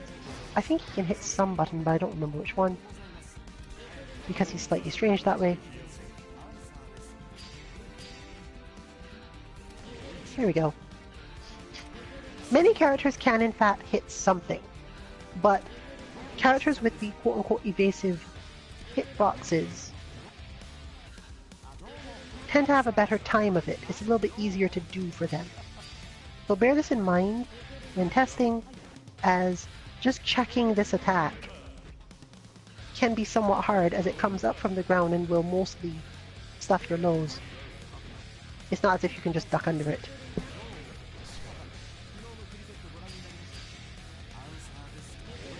Learning to do these things as practical responses in matches can be really, really difficult, especially in certain forms of lag. But the important thing is to gain confidence and understand that you can do it. It's possible. If you absolutely had to try something and you just were feeling that you could make it that day, freak out your opponent by managing to do this sort of thing. And maybe they'll stop doing whatever it is. Because a lot of the time, your goal is just to calm yourself enough to not have to sit through whatever pressure your opponent is putting on you. And if you can manage to stop them,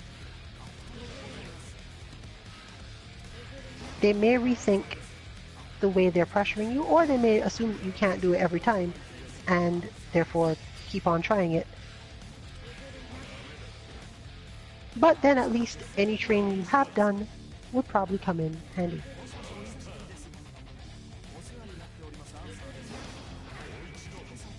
This is another one where you can't actually combo off it, but you can bear in mind watching how far away the opponent is, etc.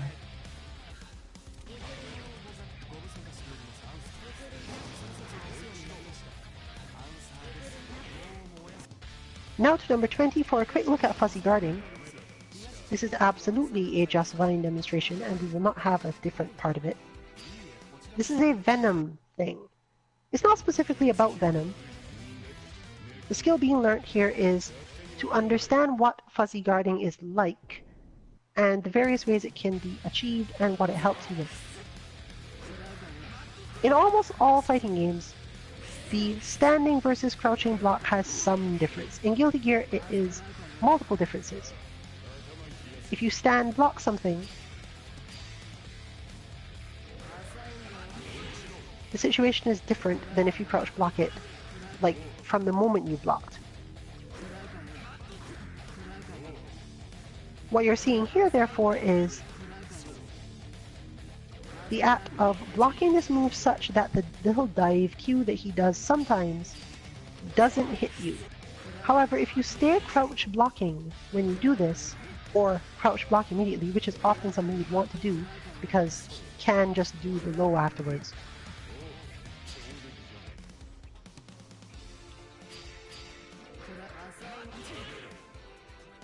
He may continue through with it and you get hit. Your goal, therefore, is actually to trick the CPU somewhat. For it to read your inputs as you at least tried to stand block. At the end of that move, you stand block for a moment before returning to crouch block to defend against the potential low. If you do this correctly, in conjunction with some of the apparent randomness of this trial, we're not even sure at the moment, you will sometimes avoid the pool cue dive altogether. And then, he still has to continue, so you must then go back to crouch blocking.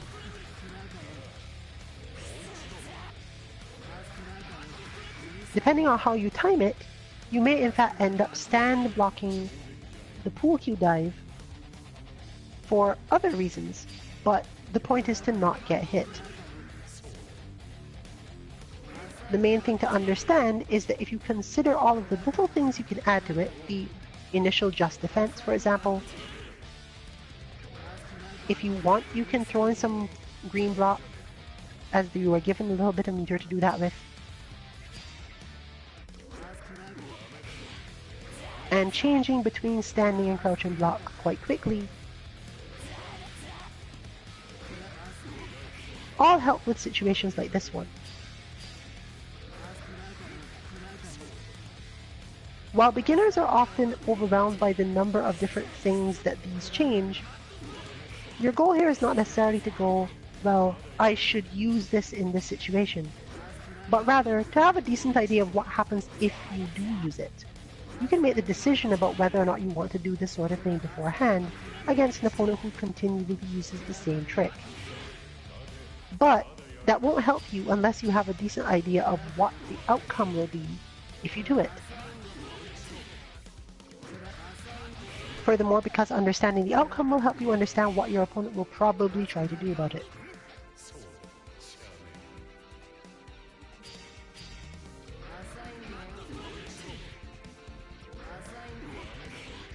And finally, quick demonstration of 13.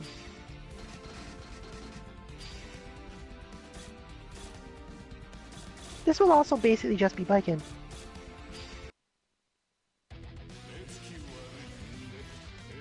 Or maybe biking and Eno, because Eno is specific about this one. This is a chip exercise, but not really about chip. The important thing to understand here is that Chip is going to do a move that instantly switches him to the other side of you, making it difficult to get your inputs. But we don't actually care about that. We care about the fact that a lot of things that do this sort of thing in fighting games cause the opposing character to hang in a way that makes their strike come down a little differently than usual. They don't have the same type of aerial momentum, and usually their attack has to be launched at a particular timing in order for this to be any use. The result, as being demonstrated here, is that you can just low profile a lot of these.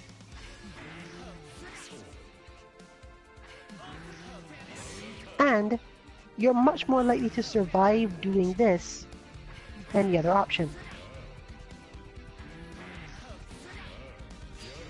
If your opponent gets you with this and you respond incorrectly, you will get counter hit by a jump in attack, which is one of the worst situations to be in any fighting game ever. This is still possible, but it takes very little practice to be able to do this instead. And even if you don't necessarily hit your opponent, the situation doesn't tend to favor them as much.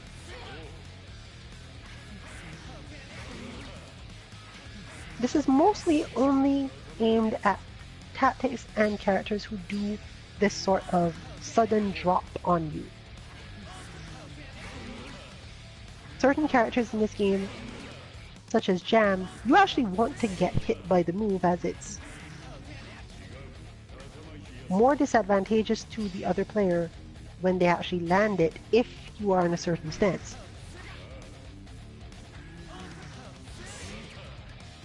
Sometimes even if it counter hits, but it doesn't often counter hit if you're using a quick crouch kick or something because of the delay. It may, in certain situations, hit you afterward and count as a punish. But let's look at Ino doing this before we wrap up this particular stream. We will in fact have the bonus content since we've already gone over time anyway, but we will keep it short. The bonus content in this case being a better idea of what the next stream of this type will be. Ino also does this with basically the same option. You don't really want to anti-air.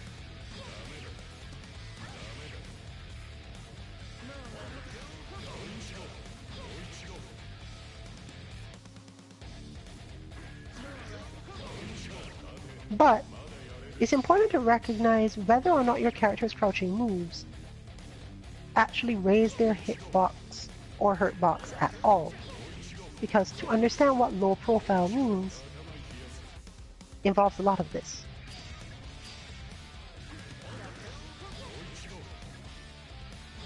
Sometimes just crouching basically isn't enough. You have to hit a button to cause your character's model to change, to lower their hurtbox so that they won't get hit.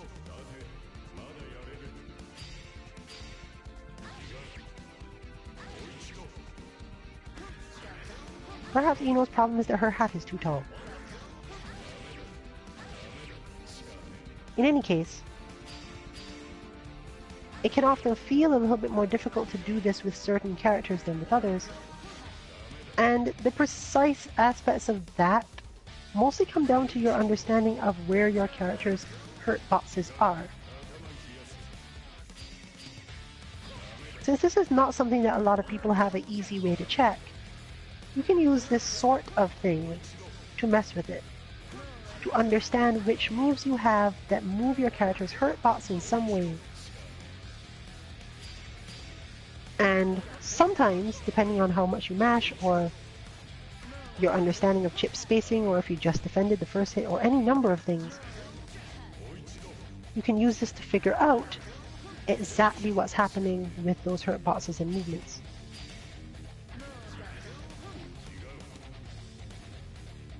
Even the walk forward that you're seeing here can be a way of checking into and understanding those same aspects of your character.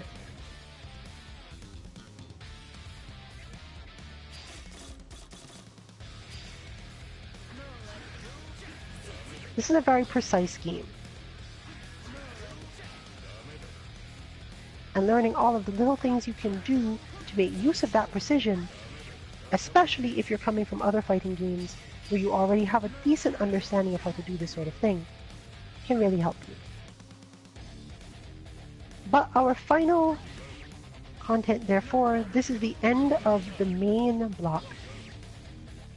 We will show off a little bit of Baiken and Jam doing a particular part of the next style of content. We do have others with the intention of learning more specific things, and these will often be either learning a specific thing about the opposing character that can only be shown through one of the cast that you don't necessarily play, or just helping you test a certain execution thing beyond what the game is giving you. However, in the case of number 19, specifically Baiken versus Venom,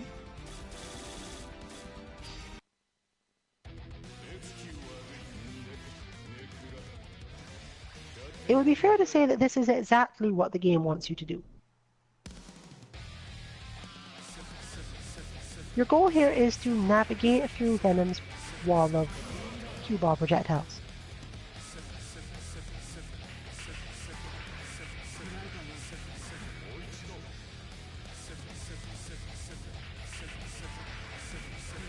This is a difficult sequence of execution things.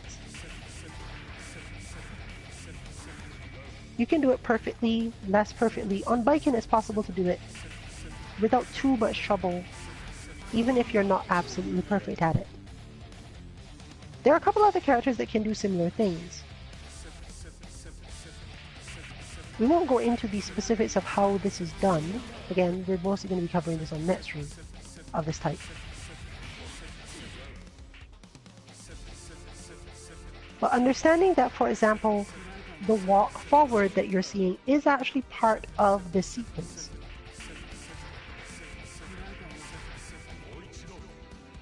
This is even more so used when you're trying to do it with Jam. But Biken has already demonstrated that if you don't walk forward enough, even doing this will not necessarily be done in time, or your range may be off.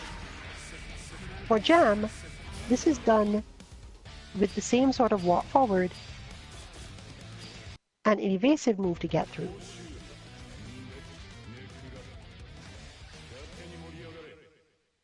So if you want to test this a little bit, the sequence is relatively simple. Walk forward from the very beginning. Usually you must just defend the ball. Immediately use her back dash to get through the next couple. And then manage to strike. But you can't mash the dash or you'll end up coming out of it into an attack and getting hit. If you stop your walk forward too early, you often have trouble reaching all the way. If you cannot time the nearly reversal, it does not actually have to be reversal, version of the move in question from the just defense, you generally don't make it. And if you panic at the end and hit the wrong button because of all of the stress from before, you won't hit Venom.